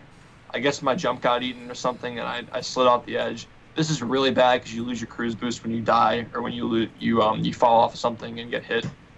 So I had to get the cruise boost back here and do it again. So this is called rock skip. I found this a while back, in last summer, probably like August. But yeah, usually you'd have to go through the cave and use the little button on the side on the gate. You have to use a melon to hit it and get the spatula, but we're just jumping around all these invisible gates and stuff. Here's funny, a character cruise boost here. We can cruise boost off of characters in this game, so you just hit Mr. Krabs with the cruise bubble with frame perfect precision and you just boost off of them. And that jump on the fountain's also pretty precise too. A lot of people just slam onto it because it brings his feet higher, but I go with the harder method that saves a second or so. Because you skip the slam, but it's also like you risk the chance of dying as well. This segment's kind of dumb. It's just, this is actual, it might be RNG, it might be global timer, but either way, it's kind of out of our control. We're just hoping that the hammer bots spawn quickly and in good spots so we can hit these fountains and get out. So you have to destroy all the fountains to get a golden spatula. It's funny how the spatula is under the map, so we've tried stuff like drowning into it. We've tried going under the map and collecting it from under the goo, but it seems like there's really no way at this point to be able to get it without draining the actual lake. You'll see we're going to collect this, and after this, the movement gets pretty intense again. It's kind of funny that Patrick is still in the lake game, and Drain the Lake is actually the slowest spatula in the lake game. It's about 65 seconds optimally, I believe. It's around there, 68, 69 if you get unlucky. So it's very slow for late game, but if it were moved to earlier in the game, it'd be faster. However, if you put it early in the game, then you have to walk across that whole cave skip that I talked about earlier, where you go out of bounds and clip back into the map that you saw like a few minutes ago. You need cruise boosting to do that to make it fast. Otherwise, it's like super, super slow, just walking. But there is another exploit that's used in tasks called bubble bowl boosting that just warps you across the entire map within a second. But it's tasks only, so that's why we had to come back later. If it ever becomes RTA viable, which maybe it will someday, at the rate this game's going, it gets closer to tasks every day. We're always adding crazy strats and trying to see how far we can push it. Maybe someday.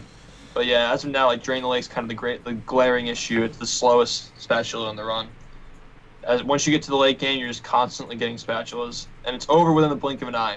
You have 40 spatulas at 36 minutes. You have 40 spatulas, 36, 37 minutes, and then 57, like 20 minutes later, you collect like 35 spatulas, 37 actually, because you finish the game with 77. Huh.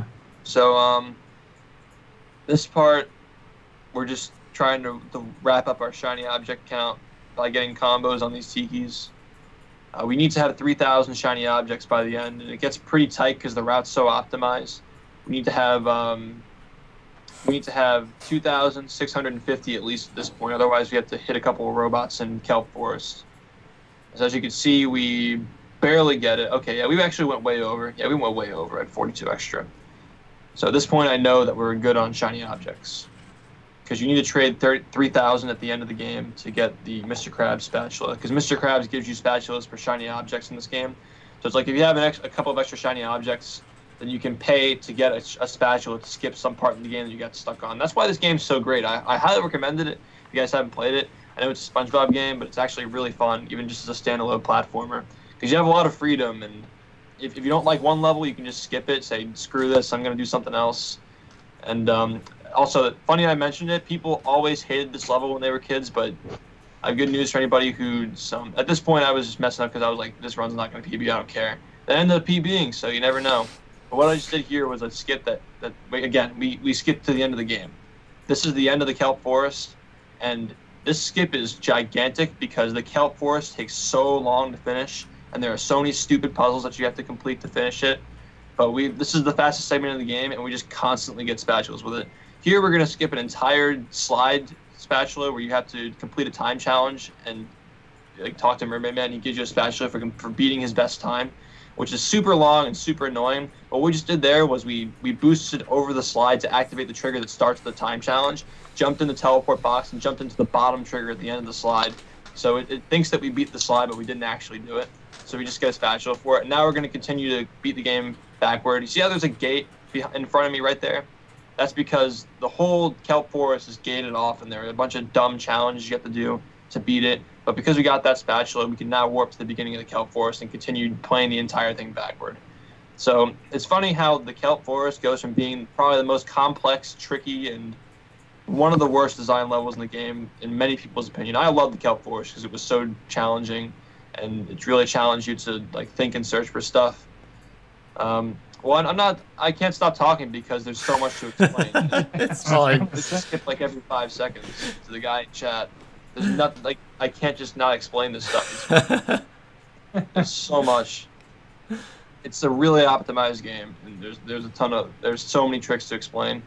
Even that was a trick that it's not even worth it. It's just there's so.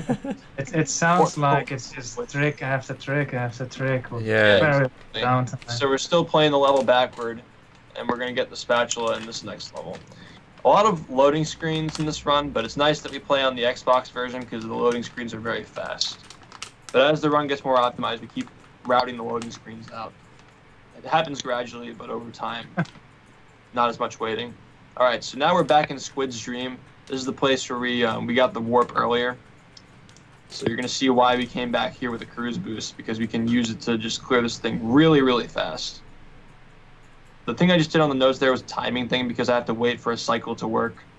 So we're gonna jump across here and get this sock. We need 10 socks to finish the game and get a spatula.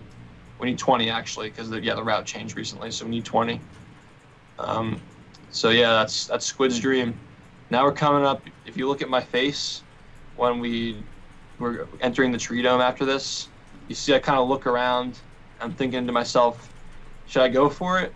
And make sure you watch the PB cam in the upper right to see what was like the old strat. So you'll see how I'm just kind of floating across there. there's a sponge glide here, like in the Goo Lagoon one that we used to do, where you float across the entire dreamscape and just levitate to the acorn to skip this entire slide. This huge slide, probably the biggest slide in the game. It actually is the biggest slide in the game. But yeah, this is the fast nut trick that everybody's talking about. That was like near task perfection, but it just happened, and that's why I saved a lot of time. And I just kind of went for it. I went for broke, and I ended up getting it.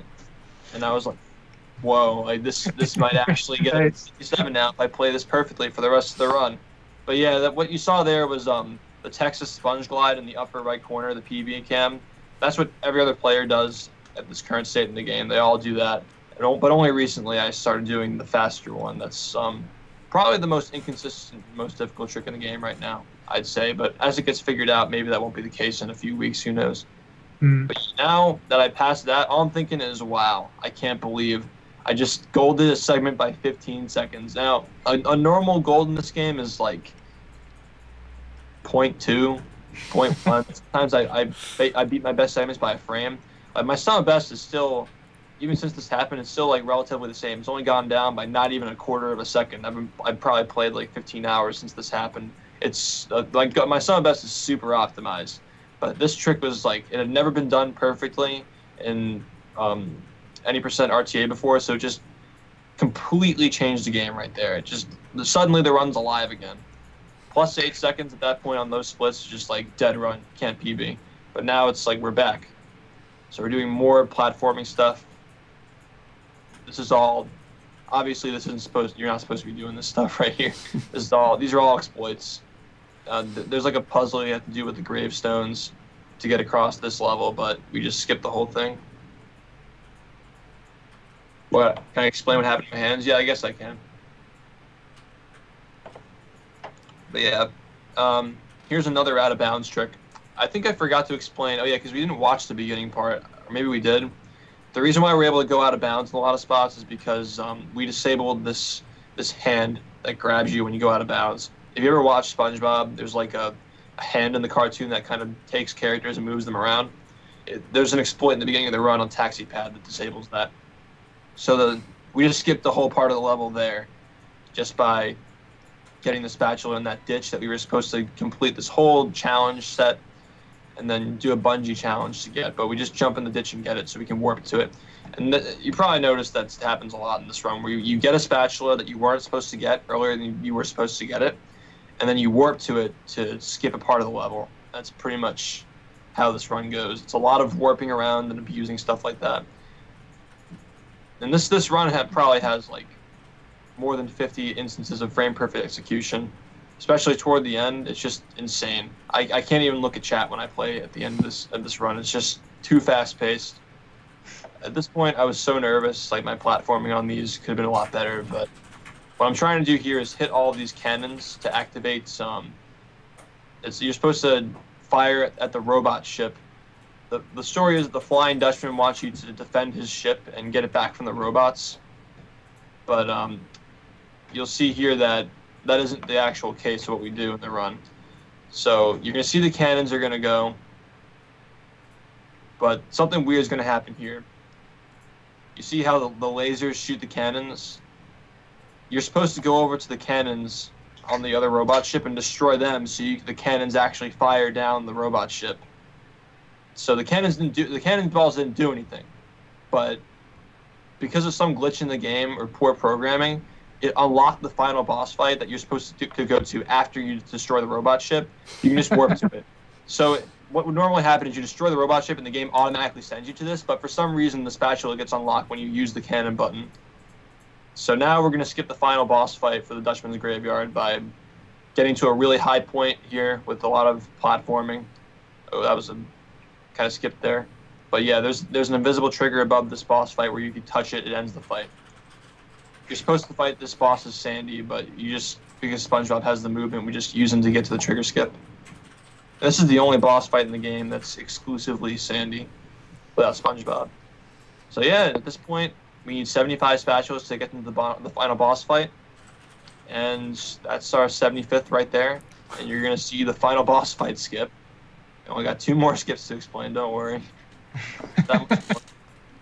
I've been talking for a really long time. And this is why when people ask me, can you please explain what's happening? I say, no. I'm trying to beat my time. I can't do that. I'd play like shit. I just explained everything. Now Yeah, you can send them to here. So this is the final boss fight, and this is one of the best final boss fights in any game I've ever played. It's so much fun, but it's a shame we gotta, you know, we use the platform. He hits the platform, it launches us up into the trigger, and it ends the fight. And now we're gonna do an out of bounds exploit. Normally this is a huge platforming segment, and that's also cool with this game. The final boss is just a platforming segment, but we're gonna use this to boost ourselves down and skip the entire thing. Now in this segment, the robot Plankton that kind of floated around that we had to hit in the previous part, he's supposed to attack you here, but since you never completed the first part of the final boss in this segment, he doesn't know that you're here yet, so you can just finish the run and hit all these fuses to destroy the giant robot's brain. And that's when we hit the final fuse, that's when I pop off because it barely got that 57. Oh god, this run was it was mediocre until that trick happened in Sandy's dream, and that's why it got the 57. Pretty crazy. Damn. Still very improvable, but yeah, that's SpongeBob SquarePants. It's a fun run. It's a lot of people are picking it up now. People are getting really good. That's all I gotta say about that. Yeah. It's a good game. Yeah, this was really impressive. So the whole thing that you say is just execution after execution, like, or some sort of trick. Yeah, it's very input heavy, and I might have mentioned earlier that I played the game like as soon as I got off of college, nonstop for a month, like almost like averaging like 8 hours a day just playing, sometimes more than 10. So like almost 300 hours of work in the past month alone to get this time. So I was really happy to finally do it. And since then, like once I got it, I realized my hands are not feeling too great. Like my tendon in my arm was starting to get a little bit swollen near my wrist. So I kind of took a little bit of a step back. I was still playing like 4 hours a day, not 10 though. That was too much for trying to recover from something like that. But I was playing that, and I was also trying to mix in some other like casual games for the past few days since I got this time. But my wrists are feeling better now, so I'm probably gonna go back to the grind tonight. Nice. Nice, Yeah. really nice. Huh. So I must apologize because when I told you, hey, you're gonna be on the show, I made you make a bunch of clips and we didn't use them.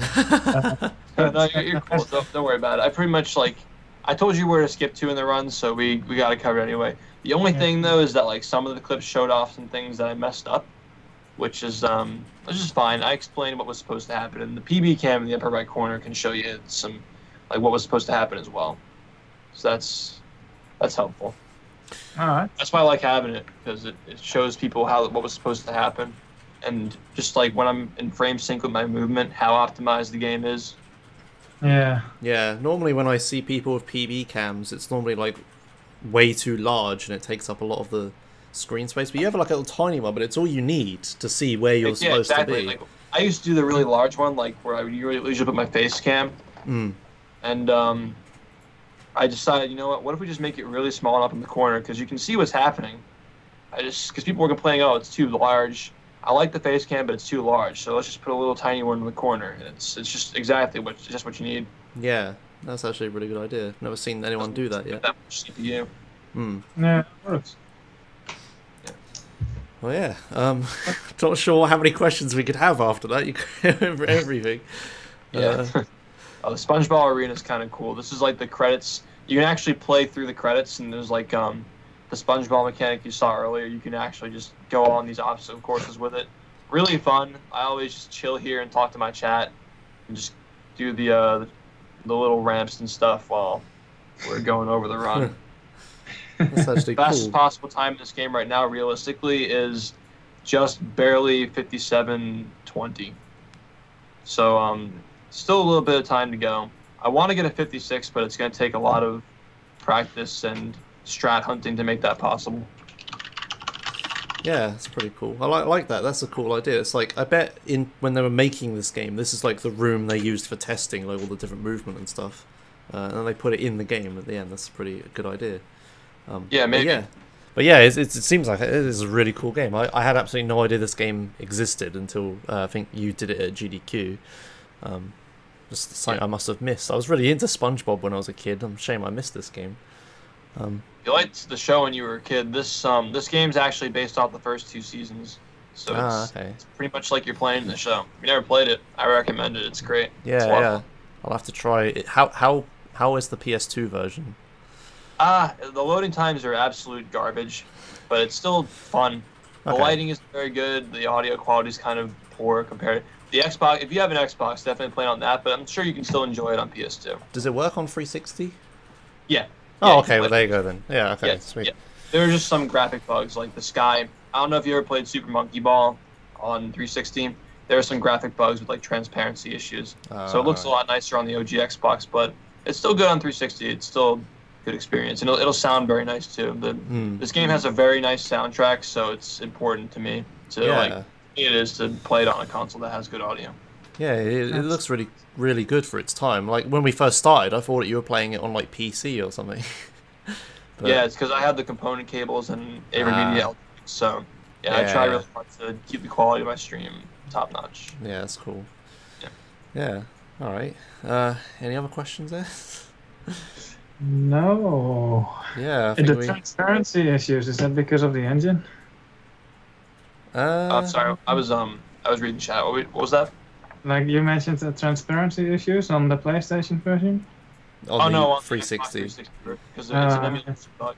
The game was made for the original console, so on 360 it has like graphic issues. Yeah. You might know the loading screens were transparent in this, which is kind of a nice touch in my opinion. It's also very good for the legitimacy of the run, where it's very hard to splice it. It's super hard to cheat in this game because there's really no RNG that you can really mess with. Even if you were to code it, like, I don't even know how you would do that, but I guess it's possible. Some people have messed with like RNG stats in the past for like games like that. The loading screens are transparent, so it's very hard to splice together segments. But on the 360, the loading screens were actually black, which is what I thought they were supposed to be because they're like that on the GameCube and PS2 versions. But they're just black because it's a transparency issue. And the sky, like, because the little flowers are in the sky, they kind of look. The sky looks like a beach ball in 360 sometimes because the flowers became completely solid and they're just all like blocky and in the sky, so it looks like a beach ball. And people ask, "Oh, is this supposed to happen?" I've never seen this on SHiFT stream, but it's because they're playing on 360. Still a good experience, though. I recommend it. Nice. All right. Awesome. Yeah, I guess we don't really have any other questions. Do you? I looked at your speedrun.com profile, and you only run this according to that. Do you ever think of picking up another game? Maybe eventually when I'm out of college. Right now, I just really want to focus on making this game as optimized and as fun as possible, just to leave people with stuff to work for when I eventually stop. But some other games that I was interested in the past, anything platforming intensive. I might want to pick up something more competitive after this because I'm really kind of just doing this for fun to beat my own time right now. So I was thinking like in the future maybe a game like Super Mario Sunshine or SM64, something like hardcore, more competitive. But again, like my goal is to make SpongeBob as competitive as not obviously SM64 is never going to be that competitive, but I'm hoping to get it close to the likes of like Luigi's Mansion, where it has a pretty big community and a lot of people care about it, and they have enough people to have tournaments and stuff for it. So that's my goal for the game. I want like players to get better. That's why I make tutorials to get people interested in it, because it's a lot of fun seeing people improve and just going into the SpongeBob directory. And now it's such a difference. This year you see like 6 people speedrunning this game at the same time, and you'd be lucky to catch one person once or twice a week. The previous world record holder would just stream without a mic for a few hours, a couple of times a week, and I didn't even know who he was until I started streaming, which was a couple of weeks after I picked up the game anyway. So it's really a drastic difference, and it's fun to see this game becoming more competitive. If you look on the leaderboard, you'll see that the top 10 or top 12 even are very, very close in skill, but you have like the 3 people like myself, Red Moss, and Ringo who are very, very far ahead of everybody else. And Rubbertoe and Alex are kind of on their own level, like in the middle right there. But yeah, Ringo, Red Moss, and myself are all like very far apart. So it's kind of weird to see the game be so close together for a bunch of places, and then it just drops off after that. Hmm. And that's when you get in people who put in like thousands of hours, I think. Yeah, that's all. What other categories are there? So you got 100%. What's all this other stuff? Okay, so 100% is, you collect 100 spatulas, because the game has 100 spatulas, you get 100 spatulas, you get 100%. That's how it works. Mm-hmm. Not very optimized, but I was thinking about playing it in the futures because there's potential for routing in really cool tricks. Again, like more borderline task stuff that I want to make RTA viable. You have early powers, which is kind of a cool category. It's like any percent, but you're allowed to use cheat codes to get the bubble bowl and the cruise bubble early. So it's just any percent if we had cruise boosting the entire time, like the fast movement you saw at the end. So that's why it's so much faster than 80%. Not very optimized either. I kind of play it for fun sometimes. I'm sure that sub 50 is possible in that category, but my time's at 51, so it's not very good. And I get runs very easily. I have like 2 minutes of time save. So it's just like fun to mess around with sometimes when I don't have a lot of time on my hands to grind 90%, so I just do that. Yeah. 200% is like early powers, but 100%. You cheat in, you're allowed to use any cheat you want. So you cheat in 100 spatulas in the beginning of the game, and you collect 100 more. But you're allowed to use cruise boosting the entire time, and it eliminates the grinding of 100%, where you have to get like 40,000 shiny objects to trade them into Mr. Krabs to get 8 spatulas. So in 100%, it takes like 15 minutes just to grind all those shiny objects. But in 200%, you just use a cheat code. You use a bunch of cheat codes to get the shiny objects, so there's no grinding. So it's pretty much like ILs strung together. It's individual level of every part of the game, 100%, just strung through. And you end up with 200 at the end because you cheated 100 and get 100 more. No CBSG categories are the same as any percent and 100%, but it's more of like a classic legacy category where you're not allowed to use cruise boosting, you're not allowed to use sponge gliding. So that weird thing where you float across the beach, you can't do that in this category. You can't do cruise boosting, the fast stuff, so that's why it's a lot slower. And then the miscellaneous categories are kind of stupid. Cheat percent, there's a trick in this game where you can just go out of bounds. You can spawn in as many spatulas as you want, and you just go out of bounds. You go under the map and around to the final boss, and you just go right in and beat it. So it's like 2.5 minutes long. 16% is kind of, as of recently, it wasn't really cared about until recently by this one guy who decided to do a run with, like, I suggested a while ago that people should use the TAS route for it, or like somewhat close to TAS, any percent, because the tricks don't get insanely RTA, like, unviable until after the Poseidon, but this category ends at the Poseidon. So this guy just used, like, the kind of a TAS route for it, and for 14 minutes, and got that time, but I think it can be way more optimized, probably like sub 13 if somebody got in there and put time into it, but it's kind of like a meme category. Nobody really cares about it. That's pretty much the game. Yeah, people are saying I should show the cheat percent run. I guess I should. Yeah. 2 minutes. I'll leave it running in the background. I guess we'll move to chat Q&A unless there's something else. Yeah, I used to have, when I ran this category, I had a 229 in it, which would still be the world record, but I removed it because people just kept asking me to improve it, and I'm just like, I don't want to play this category anymore. It's just entering cheats in RNG. I mean, it is skillful, but it's just like people just kept asking me to do it, and the YouTube video got so much attention that it's just annoying to constantly have coming in my stream asking me to do it. So I just took it. I just put it on private and pretended it never happened. Yeah, I know that feel. I did a similar thing for San Andreas. I did a cheated run of that, but everyone's like always asking me to do it again, and it's just boring. Yeah, I know, it's so frustrating. Like I could have gotten the 227 a bunch of times, but I just got RNG in the final segment and lost 2 seconds on it. So yeah. I lost too many 227s to actually care anymore. So I just took it off. So I guess this is the record now. Yeah. But I haven't played that category in like half a year or something like that. Yeah. Alright. It's kind of cool. You just go straight through. Alright, have you got any chat questions then, S? Oh, well, plenty. Alright, go on then. Start with them. And we'll wrap this up. Alright, I have no idea what most of these means. Can you explain why you didn't do the second trigger? The second what? The second trigger? Yeah, the second trigger. That's just a meme. There was a guy in my chat who he said like there was a trigger skip in the final phase after this one, but it turned out to just be like he was hacking his game. He was just like pranking us or whatever. So he tried to convince us that there were 2 boss fight triggers. It was so dumb because there's only 1 trigger in any of these boss fights that we've already known to exist. And he just claimed that there was 1 in this boss fight randomly.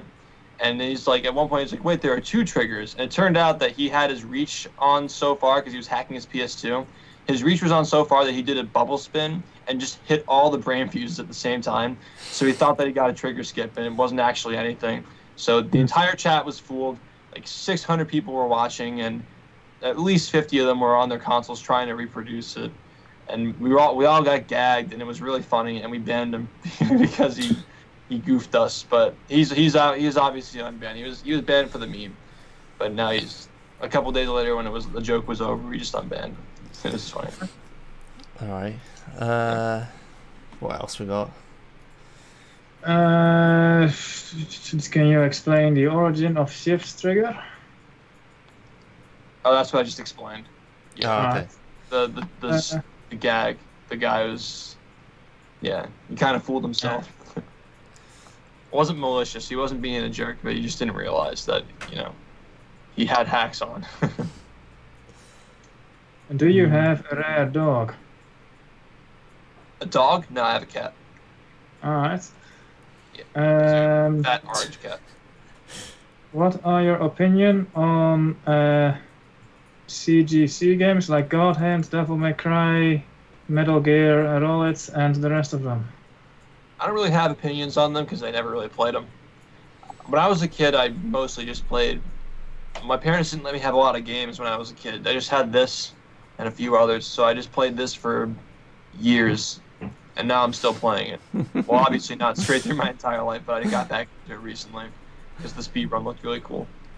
And when I got back into it, it looked really cool, and now it's even crazy. It's way crazier than it was when I first saw it.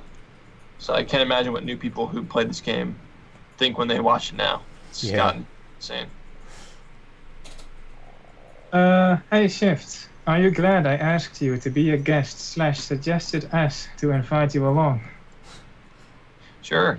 Thanks, I appreciate it. We learned a lot.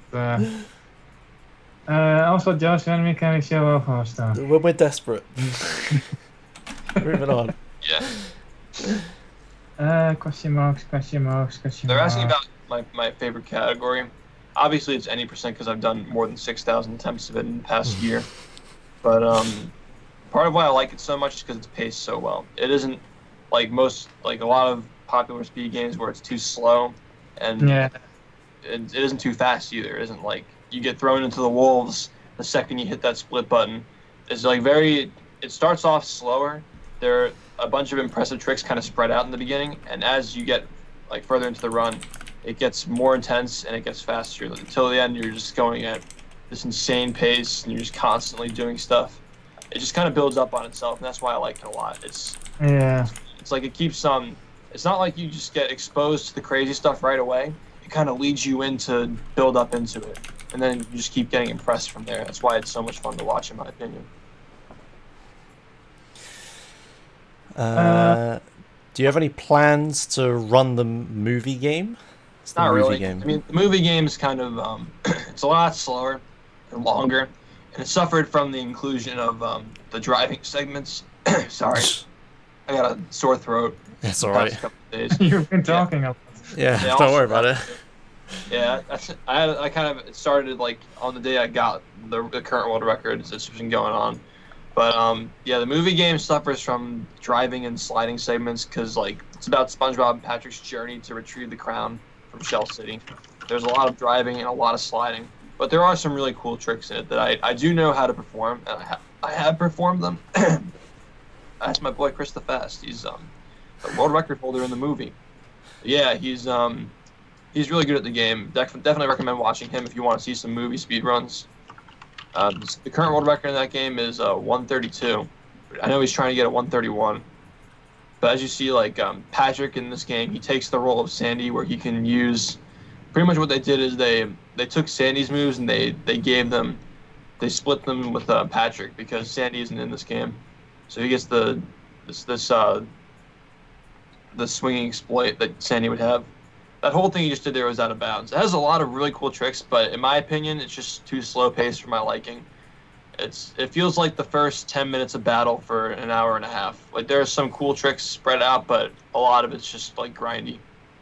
Especially since the movie game itself was it was super rushed, and there are a lot of game-breaking bugs like loading screen crashes and stuff like that.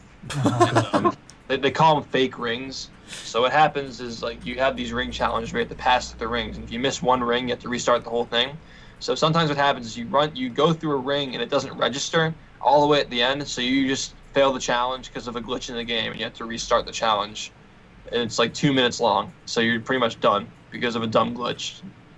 This is actually pretty cool what he's doing here. This is a frame perfect exploit where every jump he's doing on the slide is frame perfect.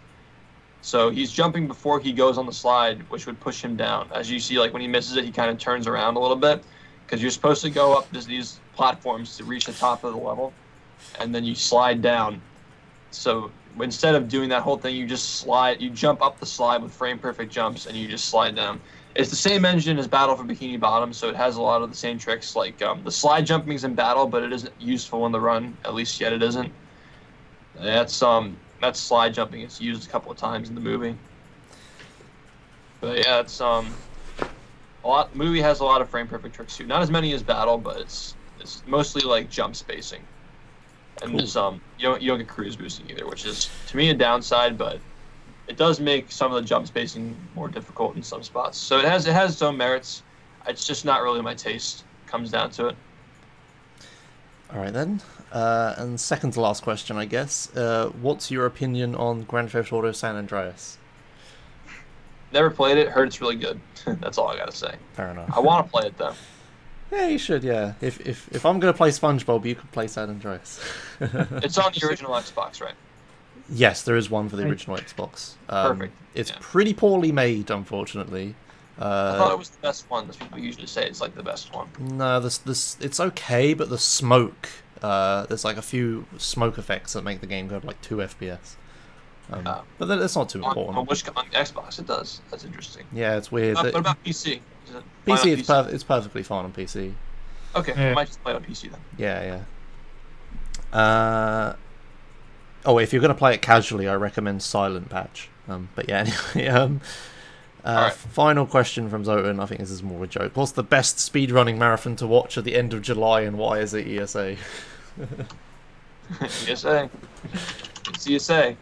Yeah. I gotta watch it. Actually, I haven't tuned into that before. Like I said, I'm very new, so I'm still learning about the different events and stuff. Yeah. I'll definitely be tuning in though. Yeah, it's good. You should there's a guy who runs this game on the leaderboards, Alex97. Maybe someday he'll run the game in that marathon. He's got a 102. Pretty good player. It'd be cool if he goes down there eventually and does it. He's from the Netherlands, I think. Ah, okay.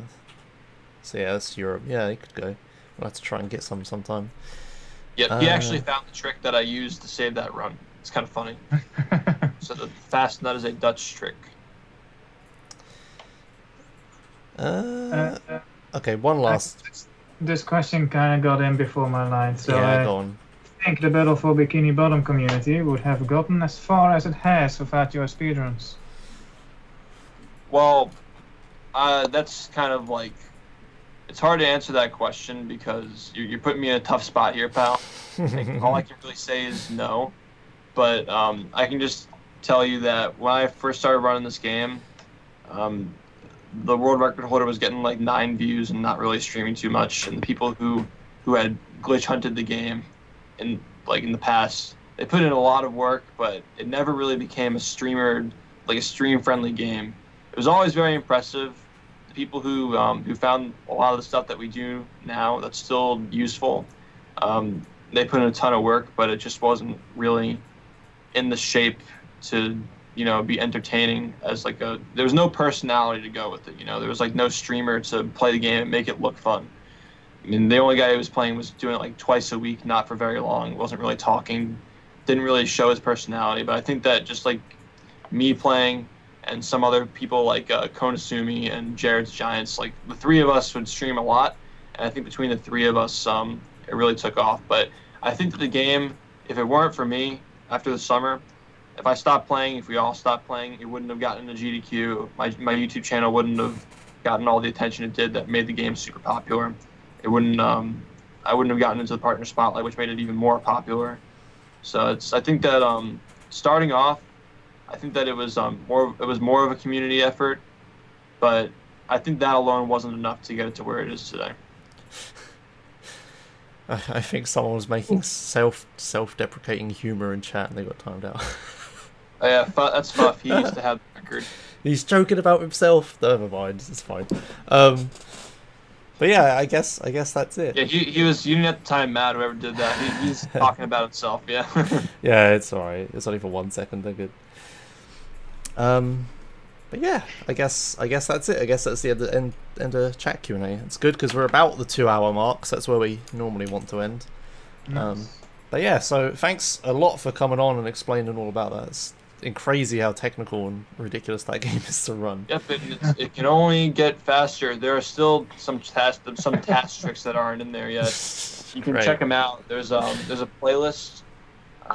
Somewhere on my channel. If you use the tasks command in my chat, it's nothing like RTA. So there's still a long way to go, in my opinion. I think this game can get way faster and way harder, even more ridiculous than it already is. Yeah, that's definitely a good watch. If that blew your mind, the task is really gonna blow your mind. It's unlisted though, so you have to go to my chat to see it. All right. It's unlisted on YouTube, so you got to do that. Yeah, Tazes are always pretty cool to watch, especially for games like that. Yeah, when there are exploits that are completely unviable RTA. It's nice to have, like, instead of having like a theoretical optimal RTA run as a task, it's like its own thing. It's a completely different thing. It's really cool. Cool. All right then. So yeah, I guess that wraps us up. So yeah, thanks a lot for coming on and explaining everything. It was pretty intense. So yeah, what are we going to be doing next week is what we normally start with, right? So yeah, what are you up to next week, SHiFT? You said you're going to do more attempts? Yeah, more Spongebob. I got to get ready to go to GDQ. I got to find out how I'm going to be able to stream from there and upload stuff. Bring my Xbox and a monitor. Keep the attempts going. Nice. Yeah, just got to figure that out. Oh, and another thing too I want to try to do is, like, I'm trying to get together like a meetup for some of the Spongebob players who are on the East Coast. Because, like, a lot of us, like, Red Moss lives in Virginia, I'm in Jersey, Jelly's New Jersey, Smilzor's New Jersey, Ringo's Connecticut, Jared is New York. So we're all, like, on the same coast. So I was going to try to organize, like, a meetup. You just hang out for a few days and go to the beach and stuff. Yeah, that's probably what I'm also going to be doing. And, of course, trying to bring my time down every day, just losing runs to the fast nut, 51 minutes in. That's pretty much me for the rest of the week. Yeah. Oh, and also, I'm getting slain in Mario Kart by Mango, because we're gonna be playing a lot now that I got the Switch. Awesome. And all his subs are really good at that game. Yeah. All right. Yeah. I find the smaller meetups are always the more fun ones when you just meet a few friends. Yeah. You know, someone should really get in here and make like a Smash Summit type event where you get like a bunch of speedrunners from different games and put them in the same house. And just like show off different runs and do like party games. Yeah, that would be good. That would be good. Like a Seat Story Cup from Hearthstone sort of thing. That would be a really good idea. Actually, I might try that. You need someone with a big house though. All right. So yeah, I guess we'll. So what we got? I'm always confused at the end. Right. So yeah, we have a YouTube and Discord. So we always post our VODs of the episodes to our YouTube. So if you want to rewatch any of them, go there and watch them. We also have our Discord, where you guys can like let us know about runs and tell us about stuff. We get a lot of our research from people in the Discord letting us know about things. That's good. Yeah, and we also have the world record submission form. So if you guys see any really cool world records for the next week, go ahead and submit them. Tell us a little bit about them, or a medium amount about them. I'd love for you guys to be able to get Liquid Wi-Fi on here. That guy is great. Yeah, that guy on here. You talk about him a lot. So if you're gonna, eventually do it, I think he's been breaking records recently, so it'd be a good time. Yeah, I noted Yeah. his name down, so now I just need to not forget to contact him. Yeah, exactly. Yeah, and and we yeah, if you've got any other ideas for guests, anyone like in the chat or anything as well, let us know and we'll try to get them on. Do you know who Crython is? The guy who runs Halo. No. What was it? Crython. Maybe I'm pronouncing his name incorrectly. He runs Halo 2, I think. That's a good idea. Halo 2, yeah. Yeah, he has runs. Yeah, he's on my chat a lot too. Alright, that's another one. I'm looking that up now. What else we got in my list? So we already have a raid we have a raid target. Do you have a raid message you like to use, SHiFT? Or have you got one, S? Raid message? Okay, so what we usually do is like my subs, we use shift hold up. I probably have some stuff in chat, but we use shift hold up, and then when they notice the raid, we do shift dab. Alright, that's pretty good. Alright, but, so I know this is like not a lot of people here are gonna have the. I guess my subs can do that, but for everybody else, they can use like the well, what are those emotes, like the squid stuff? What are the squid emotes, like squid 1, squid 2? Oh. Yeah, if you don't have my sub emotes, you can just do this instead. Alright. Is that fine, S, or did you have a message? Sure, that works. Yeah, alright, cool. We just spam, that's all. Yeah, that's all it needs. So yeah, that's that. We're gonna go raid the Shots Fired marathon that we talked about earlier, which is the shooter-themed marathon. It's happening right now. They are on to Bioshock 2, the DLC for it. So yeah, we're gonna go there, raid that, and that's it. So we'll probably see you next week. And yeah, thanks for being here, SHiFT, and thanks everyone for watching. Follow me on Twitter. Runs. Oh yeah. I always sell out the Twitter every time. Yeah, the Twitter, my Twitter too. You have Twitter, right? S? What is it? Yes. Is it lots of S? Yes. Perfect. There you go. Then our names are written on the screen. So yeah, thanks for watching. Every time. Thanks for watching, and we'll see you guys next episode. Bye bye. Bye bye. Now I need to run the outro. There we go.